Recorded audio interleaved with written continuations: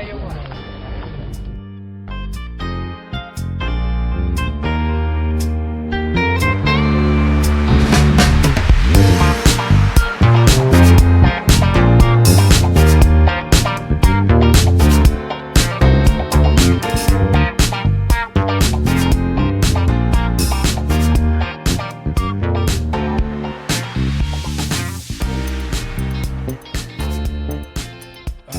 Chuck, what's going on, man? Not much. Hanging in there. You sound great. I sound terrible. I feel terrible too. I'm all drugged up on Robitussin, and I don't even know what else I took. I think my youngest gave me the plague. I don't know about you, but I was never sick in my life. And the moment I had my daughter, started sending her off to like daycare and school and everything, I'm sick like every 2-3 weeks. It's a pain in the ass. It's horrible. Yeah. So fortunately for you being sick, we got a new segment that we're starting. Only 5 episodes into the Chondro Lounge, but welcome to episode 5 of the Chondro Lounge, everyone. Just want to say thank you for all the support that you guys have been doing. The episodes have been doing really well. We've been getting a lot of positive feedback, but Chuck had a phenomenal idea to do a young breeder roundtable. And the idea with this is we are going to bring on a couple guests at a time as we're doing this segment that are very new in breeding chondros. Now, they might not be new in keeping them, experience, but they are relatively new with breeding and they have figured it out. And it's an opportunity for Chuck and I to ask them a question kind of in a panel style and having a free-for-all talk on these topics that are related to their experience with being new breeders. And what's lucky for Chuck today is he's actually going to be part of the Young Breeders Roundtable. So it's basically going to be me proposing questions to Chuck and Alex Warren and Bill Hoffman. I'm excited to have them on, man. Yeah, they're good guys. I talk to them quite a few times a week. Alex is actually planning a trip to come visit here, completely non-snake related. But it looks like possibly when he's here is when I'm due to have a clutch laid in the next few weeks. So non-snake related? Oh, yeah, hunting? You guys going hunting or no? It's not even the time of the year for hunting. Nah, no, what am I even saying? We're just hanging out. Nice. Yeah. Yeah, I've gotten the opportunity to meet Alex and Bill at Bill Steagles at those, awesome, Bill Steagles is an awesome host and got the opportunity to talk to them too. And I'm excited to have them two on and being able to ask you guys 3 questions. That's going to help me because this winter, I think I might be doing my first introductions. I got my pair of imported Arus that are roughly around 4.5, 5 years old. And the females, I think, got the size for it. So we're going to see how it goes. And I got a lot of things here to talk to you, 3 of you about. What I find really cool about this is all of you have had 2 clutches. So 6 total clutches between the 3 of you. So Chuck, you got anything that you want to say before we bring them on? No, let's bring them on. I'm a guest today. You're the host. All right. Hey, I'm just throwing it out there, man. Whether you've poured your heart and soul into your reptile business or you've just begun your business journey, AE Foundry has you covered with next-level expertise in graphic design, motion graphics, videography, photography, and so much more. If you've been dying for a new logo for your reptile business, motion graphics for your current logo, a new website, or need assistance making your video podcast come to life, then listen carefully. AE Foundry's mission places storytelling at its core. AE Foundry believes that a distinctive story and background are the driving forces that set your brand apart. In today's market, consumers seek more than just products. They crave a connection built on trust with the brands they cherish. AE Foundry is committed to empowering small businesses and fostering authenticity that resonates with their consumers. Reach out to them and let them help you craft a visual narrative that helps establish a genuine and lasting connection with your audience. To contact AE Foundry, email them at aromero@aefoundry.com or on Instagram @AE Foundry. Alex, Bill, what's going on? What's going on, guys? So, hello. What's up, Thanks for what's up, having me on. gentlemen? So, Yeah, absolutely. I appreciate you guys for coming on. I mean, we're early in this venture, and I feel like having, I don't know, having new breeders on and being able to talk and get together. And I don't know, I'm interested to see if you guys are doing things if you're taking old school methods or you doing some new things. I'm excited to talk to you guys. Right. I'm excited too. Should be interesting. thanks for letting us come. Yes, sir. Okay, so Chuck, you're going to shut up for a bit because I think we just need to introduce Alex and Bill real quick. So, Bill, you're below me over to my left on my screen. I'll let you go first. If you don't mind kind of giving a little bit about yourself and your intro into Chondros and all that good stuff, just to give some background and set the stage. Yeah. So, my name is Bill Hoffman. I'm from the big city of Shabuta, Mississippi, and I've grown up in the woods and around animals and everything you can imagine in North America. And I've always had a snake thing, reptiles. I've had snakes my entire life. I've always wanted to keep green tree pythons, but I like to keep animals as free and naturalistic as possible. And I really couldn't afford to keep these animals the way I wanted to. So I started keeping green trees around 2018. I bought my first green tree python, and like everybody else, it went from 1 to 25 pretty quick. I would say in the first few years I was full of snakes and still buying myself. So that's me. Man, I can relate to that, but with retics, that is not the species to go from 1 to 25 real quick. Let me tell you. Yeah, I can see that. Oh man. Well, appreciate having you on, and looking forward to getting some information out of you, Alex. You've been all over the place lately, and I love listening to you on Up in the Tree Tuesday. Shout out to MJ's podcast. You guys do a phenomenal job of holding down the fort there, and not just chondros, but everything else. And then you were also recently on the chondro bar room, and I enjoyed just watching and hearing you, because you got experience, but also just a wealth of knowledge in the background with working with Bill. So I'm sure most people are familiar with you, but if you don't mind, give us a little intro. Sure. Yeah, no problem.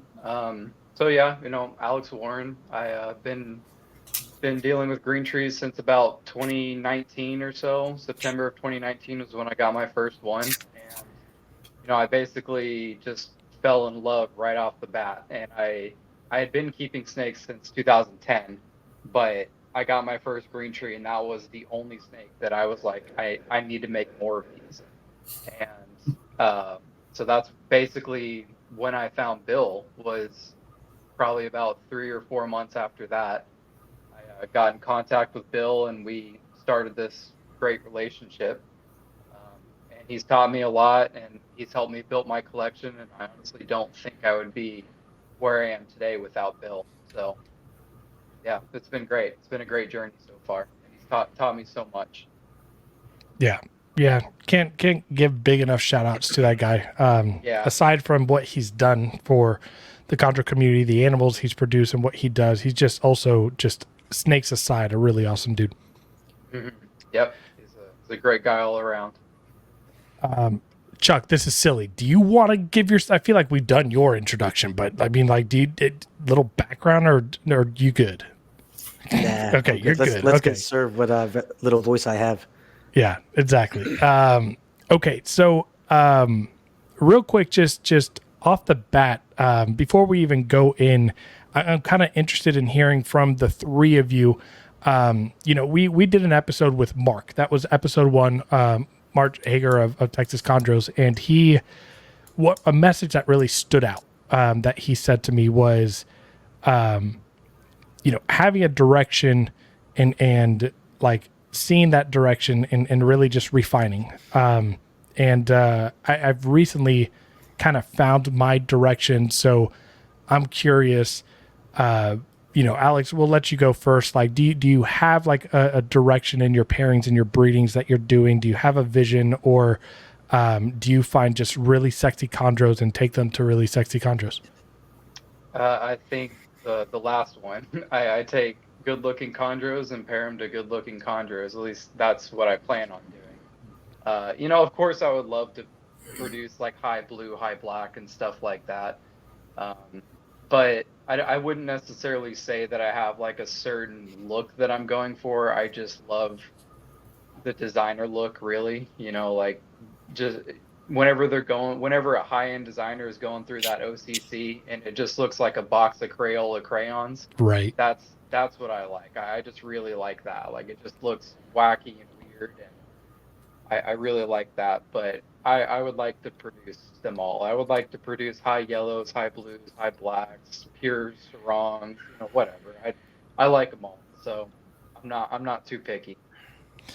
Yeah, and you know, I think there is something of value to like, you know, I like the idea of like people refining calico or tiger stripe or blue line or melanistic stuff from, you know, Jaeger and stuff, but you know, I like the scientific plug and play of the idea of like taking it and saying calico and throwing it to a you know, a melanistic Jaeger line and seeing what the hell comes up, right? Right. Yes. Yes. It's a cool kind of scientist experiment way to maybe come out with something that's completely crazy. Yeah, you know, there's definitely, and sorry if my dog's going. Oh, you're good. You're good. So there's definitely a argument to be made about sticking with high blue, high black, you know, all that stuff. But there's just you know, I just want to kind of stick with everything because I want to see what direction is best for me, you know, because maybe, well, one sec, I'm sorry. Give me one You're sec. good, Let man. me go see what he's barking about. You're good. Man, I laugh because I can relate. Like I got two big dogs that are here and it just literally the air can blow a certain way and they'll start barking at craziness. Okay, good. I'm sorry. There was a cat outside. You're good. And again, this is the beautiful part of just like pre-recorded stuff. I keep forgetting we're not live right now. It's a weird, so you know, it's Yeah. it's a different vibe. But anyways, go ahead. Okay, sorry. So yeah, you know, I guess I'm trying to find my direction here. You know, I just want to work with as much as I can because you know, I would consider myself wanting to go in the high blue, high black area, but I recently got a high yellow Biak, and man, I really like that thing. Like it is a nice looking snake.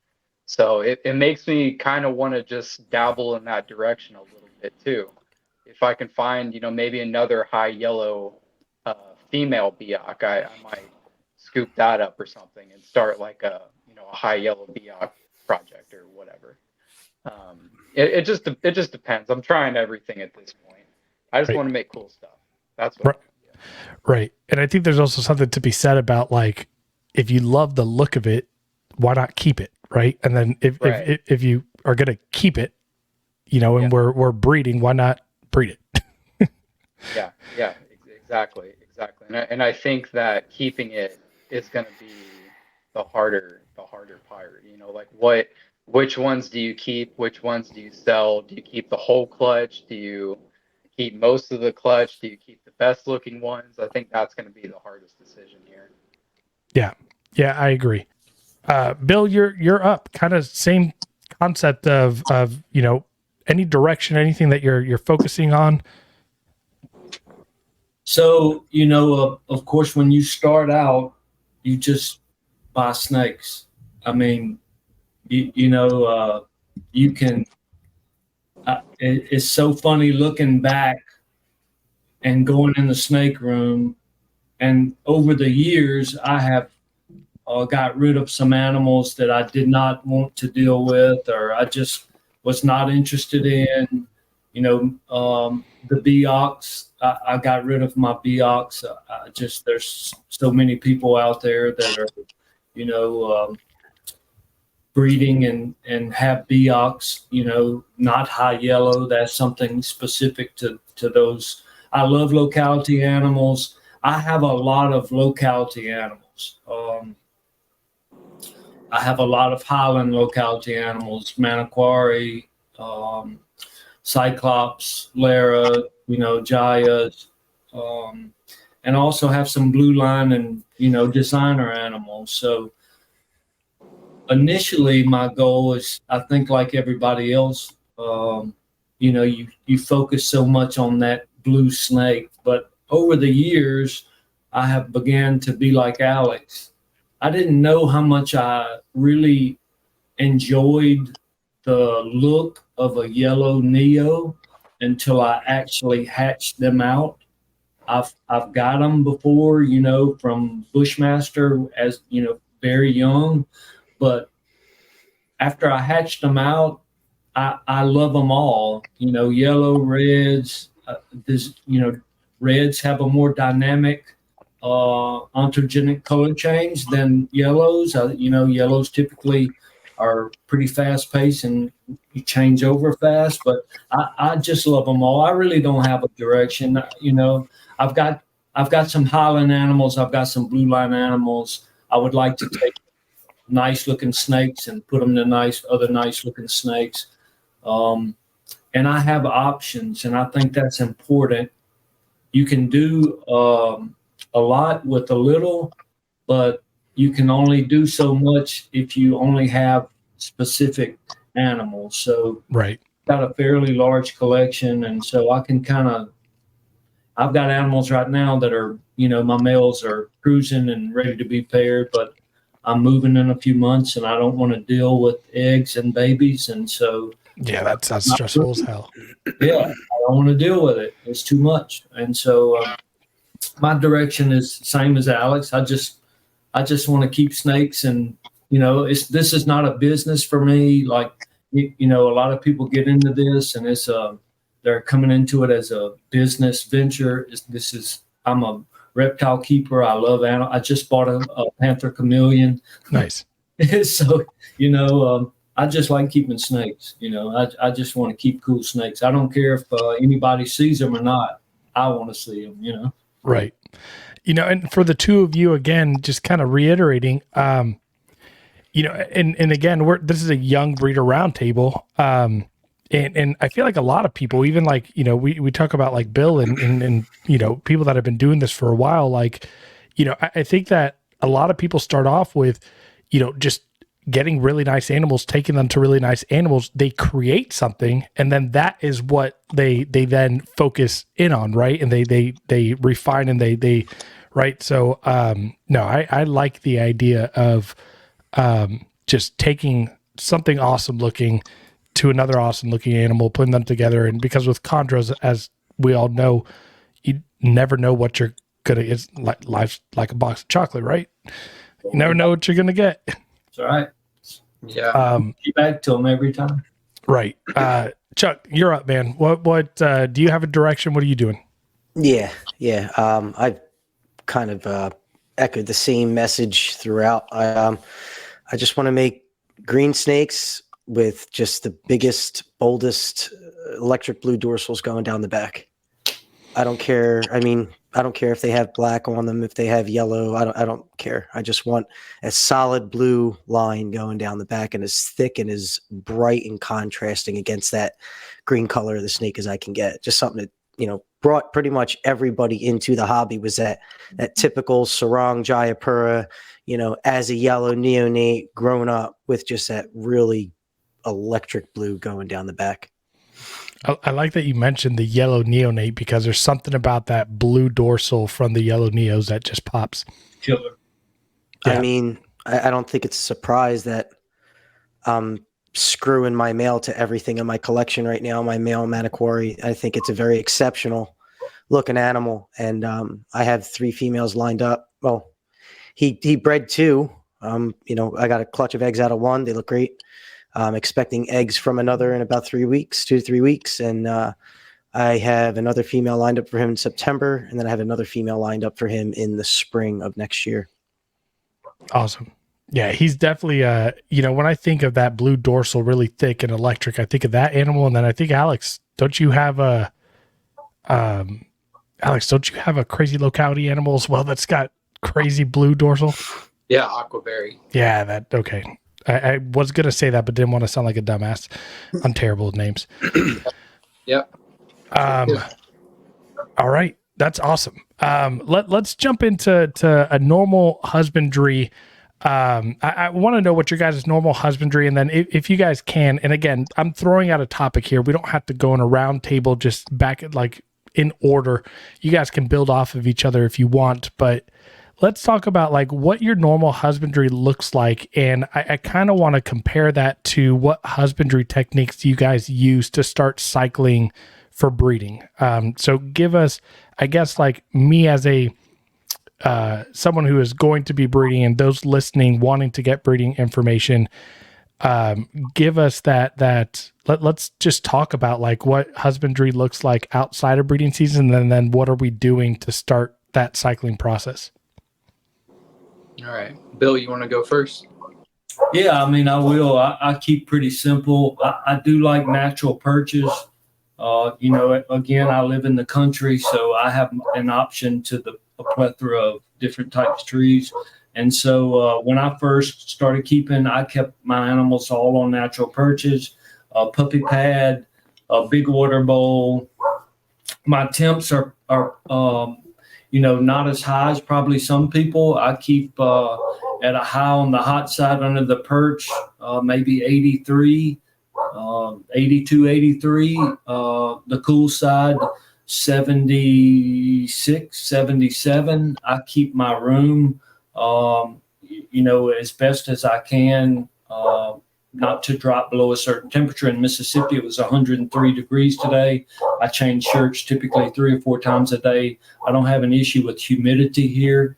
And so I don't have to do anything special in my room to keep other than just leave them alone. So, I keep real basic. I do keep in pretty large enclosures. I am blessed to have the room, and I know that's a issue with a lot of people, but I keep all my animals in 3x2x2s, all the adults. The babies I keep in tubs. I think you're making a huge mistake as a new person coming into this. If you buy a green tree python, especially a young green tree python from, I would say, a few months old up to a year, maybe even 2 years, to put into a big, large enclosure. They're not that type animal. So I have a rack system, to keep them in, and, I think everybody keeps kind of the same way. I did change some of my natural perches over and went to some of those nice perches that David Brahms makes, the twisted, they look like wood, or they're dark and got some stains on them. I did put some of those perches into my enclosures, but, that's it. Keep pretty simple and, watch my animals. It's important, I think, to watch the cycle of your animal. They're going to tell you if something's going on. They're pretty good about that. Yeah, I'm curious for you, Chuck and Alex. What does outside of breeding season husbandry look like? Outside of breeding season, so basically in the summer, right? It would be I keep my animals on ambient, so I heat the room up to around 84 to 85 ish during the day, and they stay in the 80s for about 10 hours a day. And then for the other 14 is when they drop into the either very low 80s or the high 70s. And then the lowest it gets to is about 74, 75 at night. So it kind of cycles like that. And I would say, like, during breeding season, I probably drop the temps maybe a couple degrees at night. Like maybe it gets down to 72 or 73, but I don't really drop the temp much during the day, during the breeding season or during the winter. So as of right now, that's what I do. As far as other regular husbandry, I would probably agree with Bill in the fact that I think that every snake, male or female, would do best in a 3x2x2, just to give them that little bit of extra room. And right now, if you were to come into my room, you would see a whole array of enclosures. I have everything from melamine enclosures right behind me that I built when I was first getting into this, to focus cube habitats, to used cages that I got from Patrick Holmes, to just a bunch of stuff. And if I could go back and redo it, I would just order like 23 by 2 by 2s and just have a wall or multiple walls of those. And I would, I build them all the same so that they're all on the same page and everything is equal. That's what I would do if I could go back. But it's hard to destroy enclosures that are working perfectly fine and spend the money on new ones when you don't have to. Right. Because they're very expensive. Yeah, no kidding. I appreciate you saying that you keep ambient, because that's the system that I'm running. And, outside of breeding season, I'm doing my daytime highs are 83. It might touch 84. And then outside of breeding season, and again, for my retics, but the chondros are going to be similar. So if you want me to add a little bit on top of that too, so I just had a clutch on ambient, and whenever the female ovulated, I because she has a heat panel in her cage, so I turned her heat panel on for just like maybe 4 hours during the day, just to get her that up to like 87, 88 degrees, so she could have just that little bit of extra heat for just a few hours out of the day, and then that's it. And she laid a perfectly fine 20 egg clutch. So did you see her under that heat panel during those times? Yep, absolutely. Cool. Yeah, because I was my original method, and just because again, keeping ambient, like besides for my incubator, thermostats are foreign to me. So it's been that way for 2 years. So I was going to do the whole, Ryan Young, ceramic heat emitter, and just a low wattage one that'll get that temp there. But yeah, I'm still open to those. But I am going to provide that supplemental heat during the day. And but yeah, outside of breeding season, my nighttime lows are like 79, 80, and then during breeding season, I dip them down to like 74. So that's real cool. Yeah, I will say that people have this thought that the temps do not get cold where green tree pythons live, and there's been just so many people that have debunked that myth that on Biak it doesn't get below 80 degrees. Well, guess what? Most of the people that say that have never been in Biak. So I think it's important. Like I heard Dan the last show talk about temps, and it's cool in the jungle at night. These animals, they can't take extreme heat. I think there's been quite a few people talking about that lately. A lot of people don't ship right now because of the heat. I think heat will kill a chondro a lot faster than the cool weather will, because they get cool. It's just their natural state. Their temps drop and they come up, so. Right. Yeah, I agree. They could definitely handle much cooler temps. Right. Yeah, I think we're finally starting to, and again, this has been going on since like the 70s and 80s when people first started keeping reptiles in captivity. But I think we just notoriously have just kept them way hotter than needed because we assumed cold-blooded, right? Right. But yeah, I think the only issue you run with, hot and cold and it causing RIs or issues is when it's a dramatic, like if it's 83 and I'm talking ambient here, but you throw an 83 degrees and then in an hour period it drops down to 72, then you're running risk of issues. But with gradual day and nighttime lows and the heat going slowly up and slowly down, I'd much rather keep cooler than warmer. Yeah, I believe really extreme low temps at long periods of time. Yeah. Extended periods of time give them RIs. I think you can breed them year round. I don't think there's I don't know necessarily if your temps affect the female wanting to develop follicles. I'm not 100% on board with that, because there's been too many people that have bred year round. So Agree, Bill. yeah, I've had 3 ovulations, and every single one was. I've had 3 different seasons. So one in May, one in July, and one in November.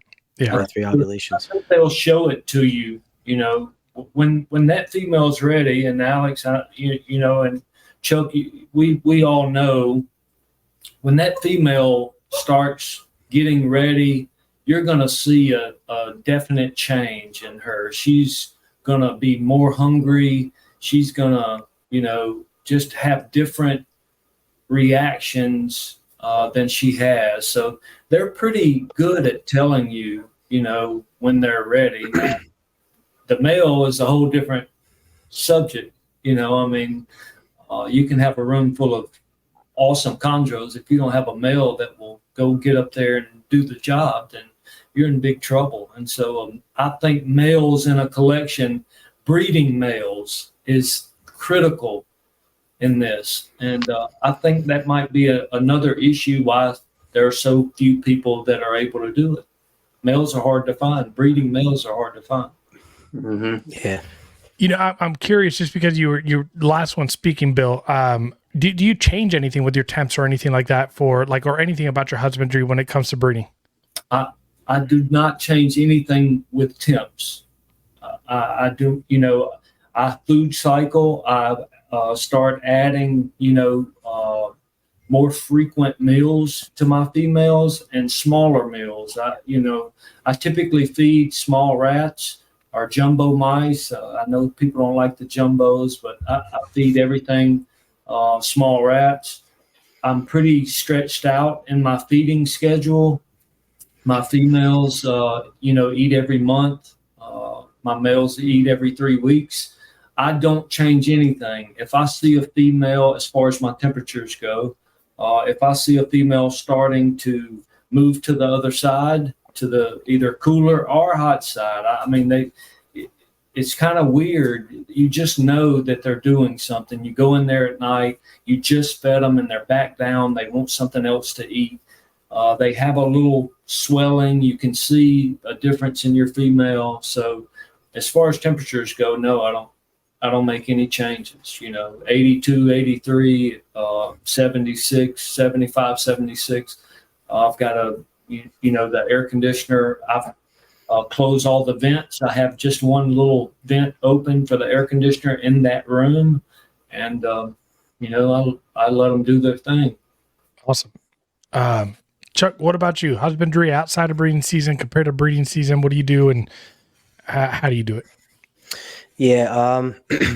The normal husbandry for all my adult animals is like 84, 85 on the hot side, 12 hours of the day. And then the other 12 hours were night dropping every single day to like 78, 77 on the hot side. Ambient room temperature of the main snake room where I breed is like 70 to 72. And when it comes to breeding season, I don't touch any temps. Year round, everything's the same. The only thing that I do increase is feedings, as the females, like Bill said, are telling me that they want it. A female I plan on pairing in September, she just started last 3 days. She's pinned on the cool side, and every single time I walk in the room, she wants to eat. So there's obviously something going on, but because I don't manipulate temperatures or anything, typically if they're not bred or they're not ready, they'll just reabsorb their follicles, and they'll do the same type of behavior a few months down the road. So typically, you know, I'm keeping the same way as Socrates, and he told me, you know, he's scanning his females with the ultrasound, and pretty much every 4 months they're developing egg follicles. And the fact that she was introduced last year in September, peak breeding was the end of September, beginning of October. That's what I plan on this season. But the thing is, right now we're in June, and 4 months from now is October. So Right. it's pretty much right there. Okay. I forgot to even mention I do night drops too. Yeah. Alex, do you do night drops? Yeah, because I'm on ambient, so they drop down to 75 at night. Right. And that, Alex, that's year round?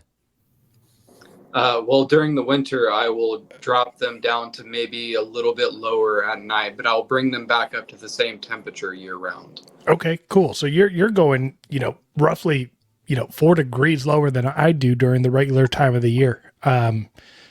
So that's I like that. That's interesting. Honestly, that's probably a little more beneficial too. Especially during the summer here in Texas, it could be a bitch. Yeah, I don't really think that dropping them into the 60s is super necessary to breed a chondro. I've seen so many of them not breed in the 60s that I think it just freaks me out too much. Oh yeah. To drop them into the 60s for what? I don't know why. I know some people will argue and say, oh, they can handle 68, 67 degrees. It just freaks me out too much to do that. So I probably will never do that. And they seem to breed perfectly fine in the low 70s. So I'll probably yeah, more things can go wrong. The more you mess with them, let the animals just do their thing. I think that there's a million different ways to breed them successfully, but my personal opinion is find what works for you and then just keep them consistent. And consistency, I think, is what establishes the cycle for the females. It's less stress, it's less change, and they just do it themselves and just read your animal. Right. Okay, so one thing that again, just something that's on my mind, and a worry that I have coming up with maybe doing my first intros this year, is both of my import Arus, the female more than the male, defensive, and just I don't want to call them assholes, but that's what I call them to their face. But they're just not animals that tolerate handling, maneuvering, moving around. Do any of you have experience with doing introductions with animals that are like that? And how do you navigate that? Absolutely. Yeah. What I do is, it's a couple of my animals are, extremely, aggressive, defensive, but also got ones with a very strong feeding responses. You go in there, take the female out off the perch, heavily mist down the enclosure. You put the male in first, and then as that male is going in, you just toss the female in, shut the door, and walk away. And just watch them for, however long you deem appropriate. And then once they're touching each other and they're crawling all over each other, they're typically fine. When you say you're taking the female out, you're taking her out off the perch? Completely uncoiled, yeah, because then she's not in a definitely not in a feeding position. And yeah, I don't, I don't know. That's what I do. It's worked. The only time, the times I've tried to put him in there with a female, I've had a male get bit by a female. Right. It makes sense. I would rather take the bite getting her off the perch and her being defensive than leaving her on the perch and potentially having a food response issue because she was never desensitized enough to it. Any of you two, Bill, Alex, you got any experience with that as far as defensive or crazy food response animals that how do you navigate the delicacy of making sure that introductions go well? I think a good advice would be put the male in during the day whenever the female is not in a response mode. Good point. But let's say that she still is in the feeding response mode. I usually get the hook out and I'll move her head away, or I'll spray her, or I'll try my best to get her out of that mode. Mainly the hook while I'm putting the male in. And, I'll push her head away and just kind of get her away from the male. And then I'll let the male climb in there, and I'll kind of watch him for a second. And you'll notice the female will go up and kind of sniff the male. And I'll still watch him, and I'm just making sure that she's not going to bite him. If she does, there's not really much I could do at that point, but I would just hope that she wouldn't wrap him. But I don't really, I don't take them out or anything. I kind of just let them do their own thing. I just make sure, I just do my best to not let the female bite the male, but the absolute best thing is to just put the male in during the day whenever she's asleep. Yeah. Yeah. For those that keep chondros, I feel like that's a no-brainer, right? But for anybody who doesn't keep them, it might be listening. The very valid reason to not do it at night. If you walk into a chondro room at night, it's Right. you're hearing at least one glass lamb. Yeah, and in fact, I won't even put a male in at night. Like if I forget to pair them or whatever, I'll just wait till the next day. Like I won't even pair them at night. Yeah, I'm not opening my chondros enclosures at night unless I'm feeding. Period. Like there's just no need to. Yeah, I think that's crazy. I mean, I think you're just setting yourself up for failure if you open. I mean, they're nocturnal animals, so why would you do that? And I know some newer keepers might not understand that and think, well, they're supposed to be active during that time, but they don't do that in the wild. They're not thrown into each other, in the wild. So Right, exactly. And it's the same way, Alex. I introduce during the day. If the female does act like she's aggressive, I typically spray down the enclosure anyway before I introduce the male. But if she is showing any sign of aggression, I just move her away, like Alex does, from trying to attack the male. They are not snake eaters. Green tree pythons don't eat other snakes other than maybe young neos that are kept in the same enclosure for long periods of time. I think there's been some cases of cannibalism with that, but I didn't know that. That's crazy. grown green tree pythons typically, I've not heard any case of them eating each other. So I think it's strictly a defensive thing. And I also think it has something to do with how big of a space that you're putting that animal in with another animal. If you're in a tub that's 12 inches wide, it's kind of tight. And so they don't have room to get away. I love women, don't get me wrong, but if she jumped on me at 3:00 in the morning, just in a box, I would kind of freak out for a minute, hold on. So I think that's I think it's that way. I think people just don't, take into account the natural progression of how these animals react and, just right. knowing your animals. Bill, do you have any, how are you navigating introductions? So I'm the same way. I introduce during the daytime. If I see a female that is, showing signs that she wants to be paired, of course, I try males that I've not had success with before, that I've really wanted to pair with those particular animals. And so I spray down the enclosure, introduce the male, watch them for a few minutes, same thing, let them do their thing, try not to bother them. I've had females that kind of show signs of aggression, but I've never had them actually attack the male. So knock on wood, it'll probably happen the next time I put them together. But the same way, I introduce during the day, never introduce at night, and ease into it, Right. Yeah, it took me 5 years of breeding retics to get my first food response wrap and coil bite.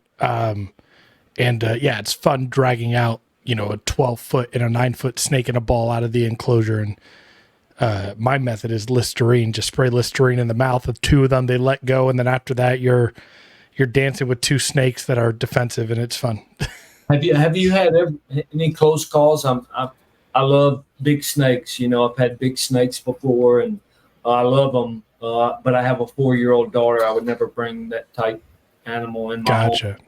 So, have you ever had anything happen where you're like fighting to get this animal off of you? No, absolutely not. My retics are puppies. I'm going to be honest. They're phenomenal. I mean, I have a couple locality specific retics that they're known for in more intense food responses than retics have. And when a female is in that breeding mode and like ramping up their calories, you can be holding it for 4 minutes and all of a sudden it just like tightens up around your arm and hand. But every time that a female has done that, it's definitely that food response wrap. They've never bit. And so it's a matter of just, you spray their head or you just start to unwrap them, get them back in. But yeah, I think, zero. I mean, the closest call that I've had is a larger retic striking out of the enclosure, missing the food item and almost nipping me in the nuts, but that's about it. I've been defensively struck by babies. My largest retic I've been bit by is 8 foot and was nothing. And I've never been bit with a food response rat bite by any of them. Same thing for me with green tree python. Yeah. Babies are defensive, but I've never had an adult green tree on purpose try to bite me in my collection, Yeah. And I've got a lot of imports and, different animals. So I don't know. I think, some of these animals, you just have to be peculiar with certain ones, and know when to go and know when to leave them alone, Right. My female root import, they're a little bit higher on the stack of the enclosures. And so when I put her back and I'm stepping up on a stool, I'm eye level with her. I've told Chuck before, I've smelled her breath a few times because she struck out, but she's never gotten me yet. So that's a good thing. All right. For you guys. Yeah, go for it.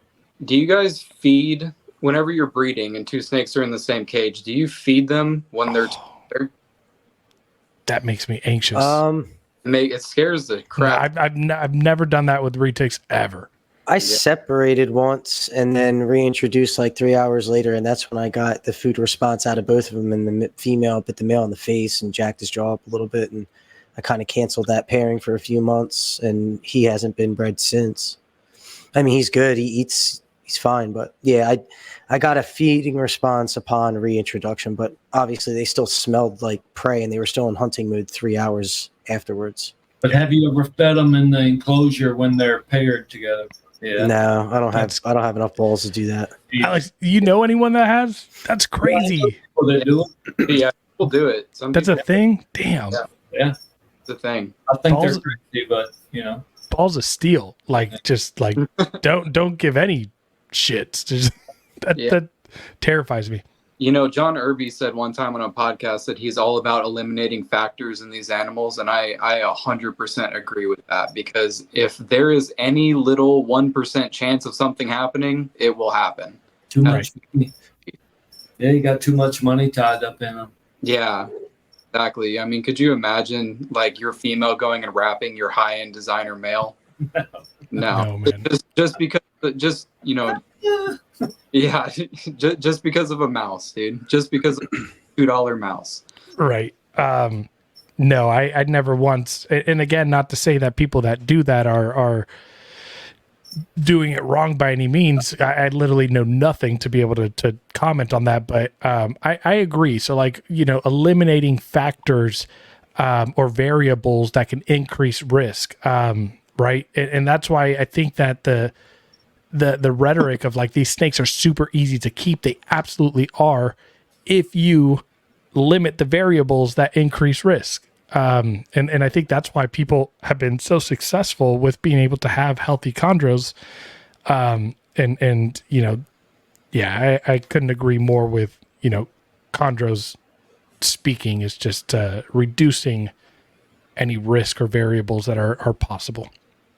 Yeah. Well said. Yeah. Let me ask you guys. Let's talk about lay box designs and techniques, preparation for egg laying. Again, general discussion, or you guys can take turns, but I'm curious now, how are you preparing this female that is now gravid, about to drop eggs? I want to know when you're introducing a lay box and if you're introducing a lay box, and then what's that lay box made out of and how are you preparing them? I'm doing it right now. So I had a female, she shed out 2-3 days ago. pre-led, and she just cleared herself out. Huge poop, urates, everything. And I have a guinea pig log that I cut a hole in. We've spoke about this before. Me and Michael Majoros for coloring outside the lines had designed this thing, and we have a Wi-Fi camera that's on the top of it attached. And I'll put that lay box in there, and I'm gonna zip tie egg crate to the front of it. So lay box, not egg box. I'll zip tie egg crate to the front of it so she can't go in there, but I do have an air transfer. I'll toss a Govee in there, and then underneath of the enclosure, I will throw a heat pad with its own dedicated probe and its own dedicated thermostat. And I'm going to try to achieve around 84 degrees, 83, 84 degrees inside of that lay box prior to her entering. And then once she starts stretching her legs out, looking for a place to lay, and the temperature's dialed in, that's when I'll remove the egg crate and I will leave the lay box in there, and hopefully she goes into it. But with that temperature in there, it should coax her into going in there, knowing that's a safe place to lay her eggs and that she can maternally incubate. Instinctively, I don't maternally incubate, but that's what's going through her mind. That's the furthest thing from like old school traditional method, and I love it. Innovating and doing something new and different. Have you done it before? Or has he done it before? We both have. That's why. That's how I have that time lapse video of my last clutch that hatched out. My female going in there. I get motion notifications every single time she moves, so I check it out real quick. And I had to turn that shit off on my camera. I couldn't, tough, man. Every damn time I'm looking. But it dials you. It gets you pretty much precise. So right. When a green tree python is laying her eggs, she will cover her eyes with her coils. So once you don't see her head, and she starts doing this weird, she just looks like a pretzel. It keeps on going in and out of itself, and she'll just start doing this weird rotation, and then she's moving them down. Well, yeah, it's weird. So you can read it, and you're like, all right, this is it. This is the lay. You see the eggs laying, and then finally, when she's done laying, she will uncover her eyes and put her head right on top of that beehive. In most cases, if she's not going to abandon them. And then once you see her head on top, she's done laying. Once you see her eyes again. And from that point, I time it 1 hour from the time her head's on top of the beehive in order to go in there and grab the eggs from her, because it's enough time to allow the eggs to calcify a little bit so they don't crash, but not long enough that the eggs are completely glued together and unable to be separated, because that's how I choose to incubate. Yeah, that's a good point about the calcification, them sticking together. With retics, the general rule is you want to catch them within 4 hours when they're done, because if you catch them outside of that, some of them gain enough energy to want to strike. Like, again, chondros big teeth, but a 4-foot snake biting you is not a big, not the end of the world, but a 12-foot dwarf, coming out you mouth open, protecting those eggs is not something I ever want to deal with. Unless you have the glove that Alex has. Right. Oh, do you have those? Hold up. What's the brand of them? I got some too that are pretty insane. They're just. What color are they?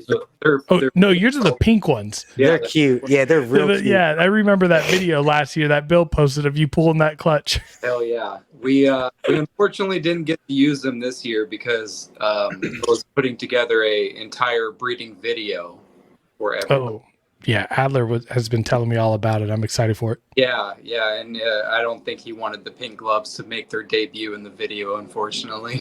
That's okay. Shout out to Adler. He's AE Foundry, our sponsor here. He does absolutely phenomenal work. He's been telling me a little bit about it, and I don't think I've been more excited for any chondro content ever.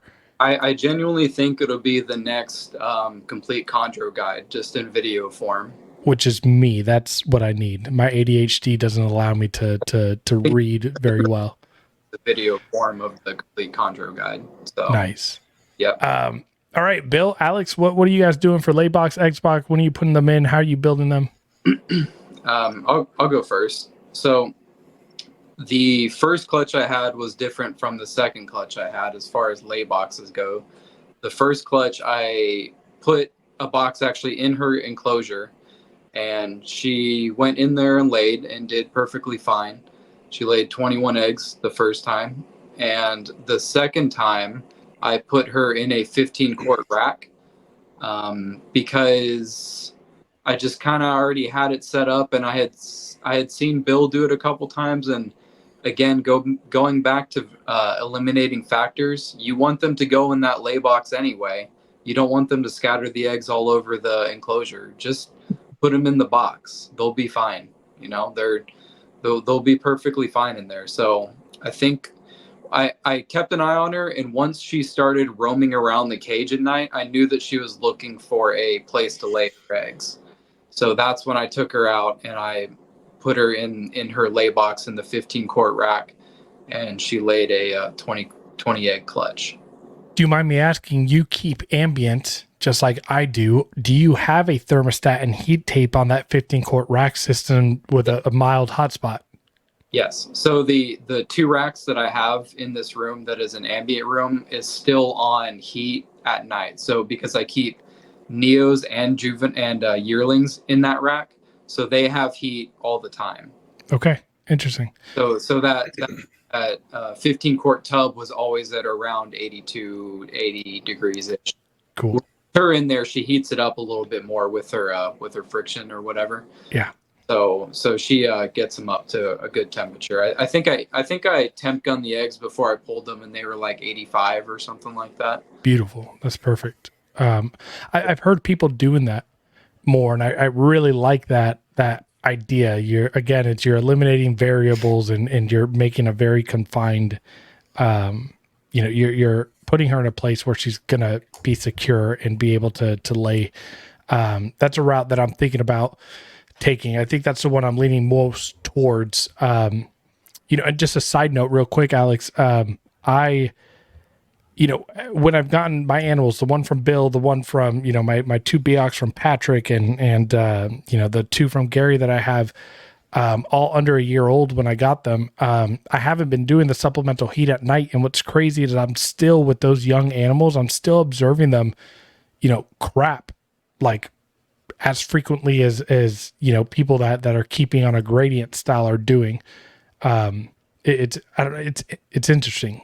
My retics, since moving to ambient, they actually are digesting and breaking down quicker than without any supplemental heat. Right. So it's weird. So you're keeping your neonates on ambient at night? I wouldn't say I've had neonates. The youngest chondro that I had in my collection was, sure, probably Jupe, but yeah, I got Patrick's animals when they were about 4 or 5 months old, and yeah, 0 heat, and they're at that stage, that early in their life, they were shitting on day 5 or 7. Okay. I guess I'll say that I tried switching one of the racks over because it's a 32 quart rack. Mm-hmm. Snakes that were in there were yearlings, and I tried switching them over to ambient, and where it got down to about 75 at night, and all of the animals in that rack went off of food, started tail hanging, and was looking really very well. I get back on the heat at night, but they were going down to 75 at night. I don't know. Yeah, that's true. My garage hasn't gotten cooler than 79, 78 because I'm not in breeding season. So actually, that's a good point. I'll make sure during this winter that I'm keeping a very close eye on that. Yeah, I would just make sure that about the time frame, I would consider putting them onto ambient to where they can go 85 in the day and 75 at night is definitely after OCC around 2 years old. Okay, cool. Yeah. Awesome. Bill, let's talk about lay boxes. What are you doing? Well, so my first clutch, I wanted to do maternal incubation. And so I keep in large enclosures, but we went to Bill's in September. So I initially paired those animals in July. They, locked and did that through September. We came to Texas to the NARBC show. I had a camera on her, so she ovulated when I was in Texas, or I believe she did. And, it's kind of hard tell sometimes, especially for someone who's not seen an ovulation before. But so we had a conversation with Ryan Young at a table there, and Ryan said after ovulation he threw his female in a small tub and left her there to lay. And so I initially did that. I came back, and of course, right after ovulation is when I feel like you should put a egg box in or introduce a box. And I think you could probably do it earlier. But when you introduce something new into that enclosure, my animals, now I don't, maybe I don't know what I'm talking about, but my animals, have to explore that. So that female, she went in that egg box, out of that egg box, all around the egg box. She ended up laying her eggs under the puppy pad. I had taken sphagnum moss and covered the bottom of the entire enclosure in sphagnum moss, and then laid the puppy pad over the top of that. I removed the perches after ovulation. I don't think that the female should be able to get up, and I can tell you why I feel that way, because I had an experience with my second clutch that proves that you should remove the perches. And so my female went under, did not go into the egg box. She refused to lay her eggs in there. I believe she finds the spot in that enclosure that is most beneficial for her to maternally incubate, because that's her natural instinct. And I think if you have the room for that animal to let the animal have that natural ability, that you will see more of their natural habits, if I would say. So she ended up laying under the puppy pad. She was on the second level of my enclosures. And so I do have heat panels in all my enclosures, and of course they're on thermostats. It fluctuates. Where she laid was where the heat panel for the enclosure under her would heat up the most, I'm assuming. Okay, cool. She beehived there, and I let her stay there. She pushed out a few eggs. I candled those eggs, put them in the incubator. I had an incubator set up because here's the big thing. Everybody says they want to maternal incubate. That wants to do it. I'm going to maternal incubate, right? It's not up to us, unfortunately. We don't get to choose if that animal maternally incubates. And I say that because the second pairing that I did, I would love to have said the female did the same thing, but she ovulated and she spread her eggs all over the bottom of the enclosure. All 13 of those eggs were scattered over the bottom of the enclosure.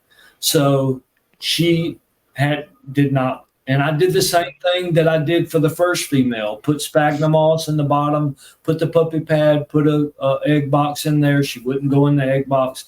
She scattered those eggs all over the enclosure. So, I think, as Alex said earlier, kind of eliminating those variables is important. And I don't think you would be wrong after ovulation to just stick that female in a tub, a small rack system tub, and leave her there. If you feel, if you want to get viable eggs, I think it's the safest thing to do, other than to let them go about their natural, way, unless you want to do maternal. And again, I think that has a lot to do with the environment and the enclosure you have on it. So, right.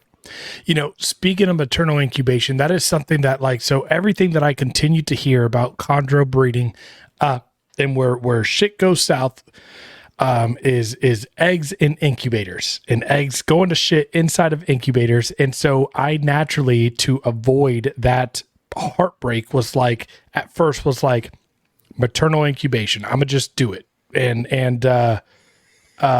But obviously, Chuck and, we've had an episode where we talk about females abandoning eggs or laying and scattering them all over, and it's not always going to work. And so I think I just need to suck it up and figure out how people are successfully incubating, because the way that I am incubating right now with my retic eggs, they're on perlite, in a just commercially made incubator. I also have my upstairs. I got an awesome, like, stable as hell, classic gas station refrigerator incubator. But the thing is that retic eggs, man, you can literally take a water hose and spray them down, and then you can just like wipe off the top of them, and they're fine. It does not matter. Chondros, it seems like if you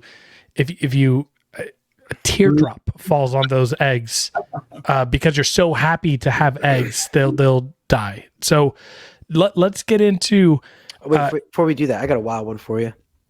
What's up? Buddy of mine. I'm not gonna name names, but ball python breeder, big ball python breeder.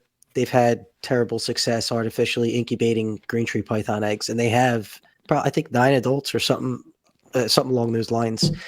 And they just successfully hatched them with maternal incubation. And today he told me his method, and it just gave me nothing but anxiety, but it worked.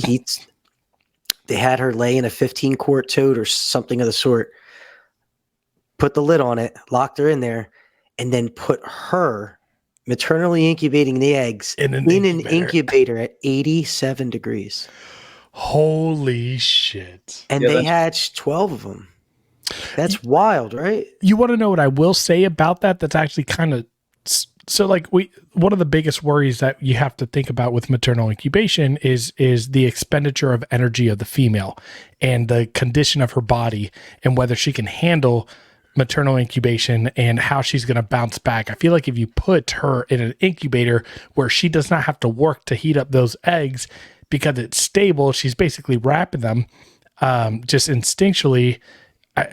My mind is thinking, her body condition and her weight is probably going to be better than if she's not in that stable 87 degrees. Now, I'll just say this off the bat. No, thank you. It's crazy. It is crazy. That's more.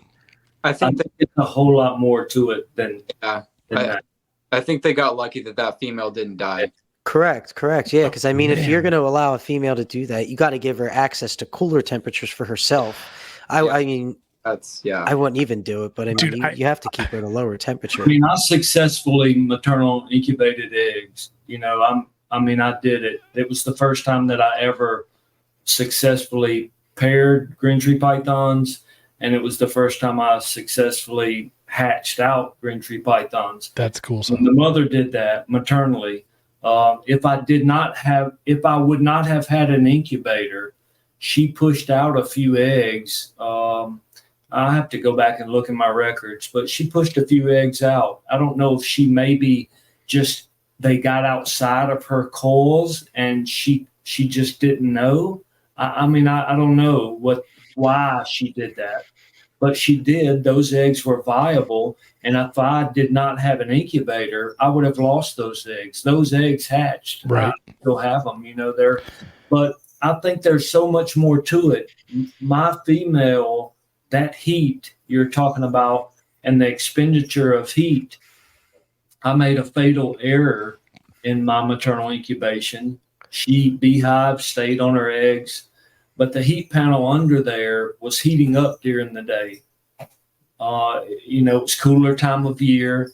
And so that heat panel was putting too much heat, and it actually calcified the yolk, and the babies really struggled to come out. And I lost quite a few of those, only successfully had 6 of those animals out of, I think it was 14 eggs and 2 slugs, maybe. I have to go back and look. So, I think putting them in a incubator, is just, I think you're just setting there's no way I would do one of my animals that way. I mean, I give more power to them. No way I would do that. Alex's response of like, he's lucky that snake didn't die. Dude, I was looking at Alex's facial expression during the whole time after you, like, when you were talking about this, and Alex looked so upset, was like, what? Like, it's crazy. I'm not upset. People can do whatever they want. Oh, for sure. I just don't see the difference between putting a clutch in an incubator with female. You're still 87 degrees. What is that female gonna do? If anything, the incubator, I feel like let's set the incubator to like 83 or 84, where the female Correct, might potentially not dehydrate. And That, I mean, we can sit here and say that would have been a safer bet, but look, they hatched. Successful. Female survived. Dude, so. that's pretty damn crazy. And again, Never. you know, when we did an episode on that crazy incubation story, and you know, again, I think that we can make generalized statements for people who are getting into this to make sure that they're aware of like how green tree pythons, you know, their sturdiness in regards to health and things like that. But there's always going to be those stories and things that happen that demonstrate that. I think sometimes we tend to fragilize these animals, sometimes a little too much, but I think it's better to be more cautious than not. But yeah, definitely more sturdy than people. You know, they're not fragile little creatures that if something happens. I mean, there's a prime example. They put a green tree python in a box, closed it up, locked it, and put her in there for 50 days. And she lived. I'm assuming she's alive. Do we even know if the female is alive or just the baby? Yeah, no, she perched Right. right up apparently Man. after she was done. So yeah, it's wild. I'm interested because this is an area where I'm open to 100 ideas and find the one that I think will work best for me. But someone start off on talking about incubation techniques. What are you guys doing to stick these eggs in the incubator, making sure that water does not drop on them, making sure that the eggs are safe and sound and can go through that incubation process. I'm really, this is probably the question I'm most looking forward to hearing, because I have yet to really hear people that do it the same way. Go ahead, Bill. You look like you want to. Yeah, I'll start because I feel like I screw up. I still do not have that down to a science. And my last clutch, she had 13 eggs. I pulled a Marshall Mendez. I listened to an episode where Marshall Mendez talked about candling eggs 2 weeks after they were put in an incubator. Socrates, as Chuck said, Socrates and I have known each other since I've been keeping green tree pythons. I set everything up on the way that he does things. He's kind of guided me and been my mentor through that process. When I got ready to put eggs in an incubator, I went with his method. I used the water beads, the Orbeez, but I still did not do it right. I put too many, and I had an issue with, mold, fighting mold throughout the process. But condensation is not necessarily a bad thing. I mean, you want condensation in water. You can go in and on Instagram and see egg boxes, people posting pictures of egg boxes. You can't even see the eggs inside of them. I mean, the sides are dripping with water. So that necessarily is not a bad thing. How I keep water off of the eggs themselves is I tilt the box. I just put the box on a tilt. That way, if condensation does build up on the top of the lid, because you do need to go in there and sometimes wipe the lid down. Yeah, burp the box, get some air exchange, wipe the top. Check an egg, candle eggs. I candled those eggs 2 weeks later. I had like 6 eggs that had no sperm, dead eggs that would have just, and those eggs, for me, the mold attacks a dead egg immediately from what I've seen. Yeah. And so what happens in my, incubation is those molded eggs started attacking the live eggs. And so if you don't get in there and find them, and you're fighting mold, it's just man, I wish I had an answer, and I wish I was more successful at hatching more out, but I'm not. I don't have it like Alex. I'm just here, you know. I mean, if I need a bill in Shibuya so I can hatch my eggs out, you know, if I did, man, I would be over there, like immediately running with my eggs. But I got some eggs for you to incubate. I'm calling people and like, you know, bothering their afternoon, you know, constantly just bombarding them with questions. Oh my God, what do I do? How do I fix this egg? Chuck, you know, guided me through, you know, working on some eggs that were moldy. You know, I saved one of those eggs. You know, a baby came out of that horrible egg. But if I would not have went in there and doctored that egg, I would have lost that baby. So I think there are some people that have it dialed down to a science, but I do know that personal experience and dealing with those things and the heartache of it can only make you a better keeper. And so I hope to one day be able to put all my eggs in a box and hatch all of them. But Right. I appreciate not being able to do that now. And I hope one day I will be able to do that. But that's my thing. So, You know, it's funny you mentioned, because I was actually talking to Chuck the other day on the phone.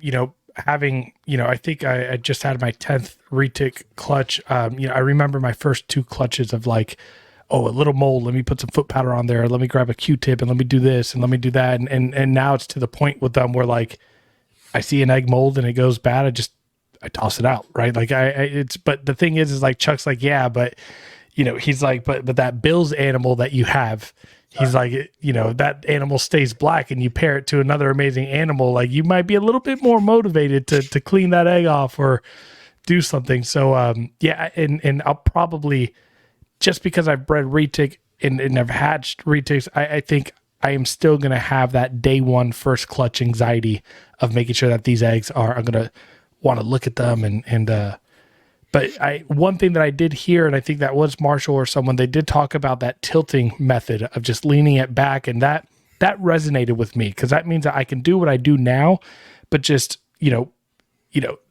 just have an angle so that the water is dripping to one place and not have eggs in that area.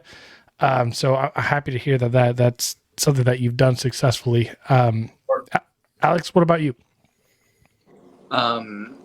So I actually have never heard of that before, Bill. That is genius, of angling the box like that. I don't know. Weren't you on the episode? No, you weren't. I don't think you were. I thought you were on that episode. What episode? It was an episode. I heard it on the Up in the Tree Tuesdays. Maybe I just didn't hear it. I don't know. But but this is probably not. It was before then.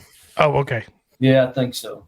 Okay, well, either way, I don't know how I've never like thought of that or whatever, but that is really smart. Genius, right? Right? Yeah. Just toss a Sharpie under one side. Yeah. Right. Thunk it. So, but yeah, I don't know. But ask Bill about his incubation. That's what I do. So, I can tell you about my first clutch, because I incubated that one.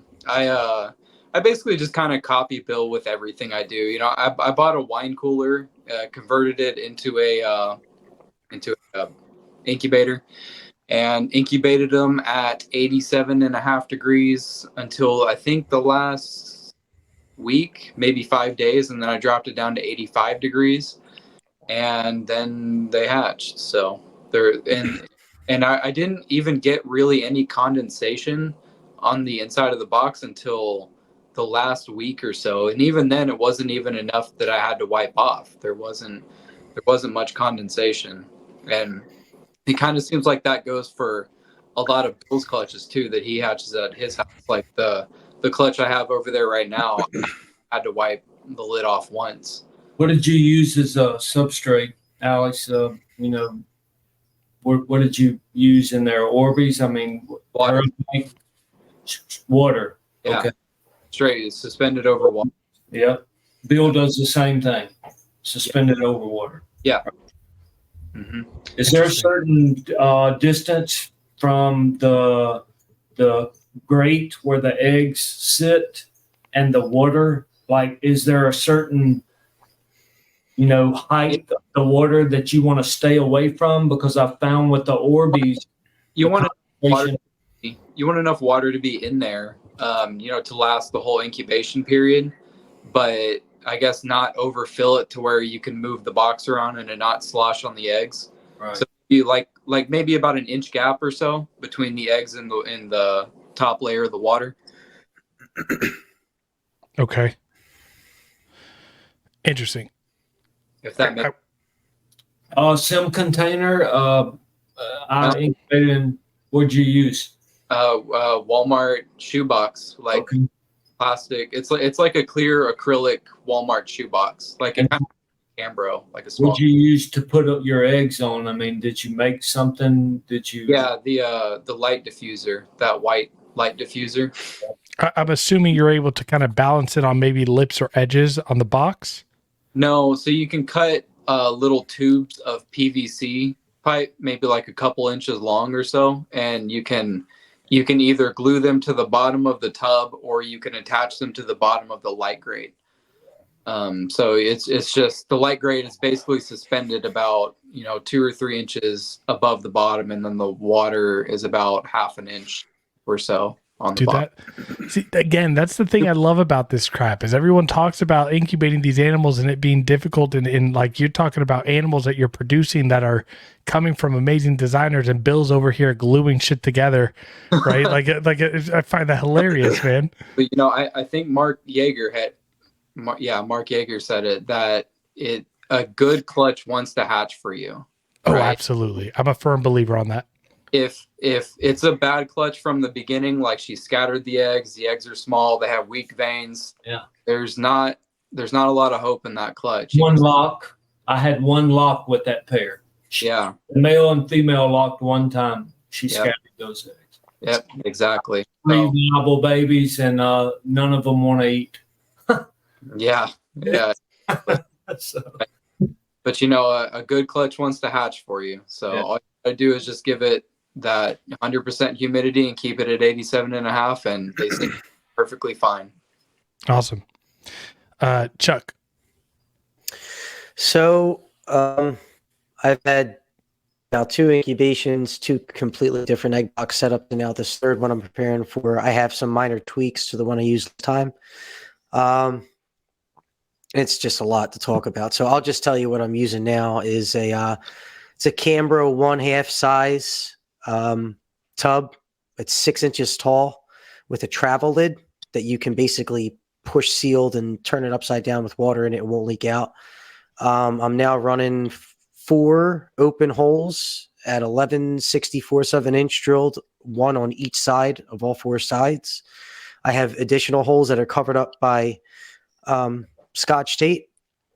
The substrate is Orbeez in distilled water.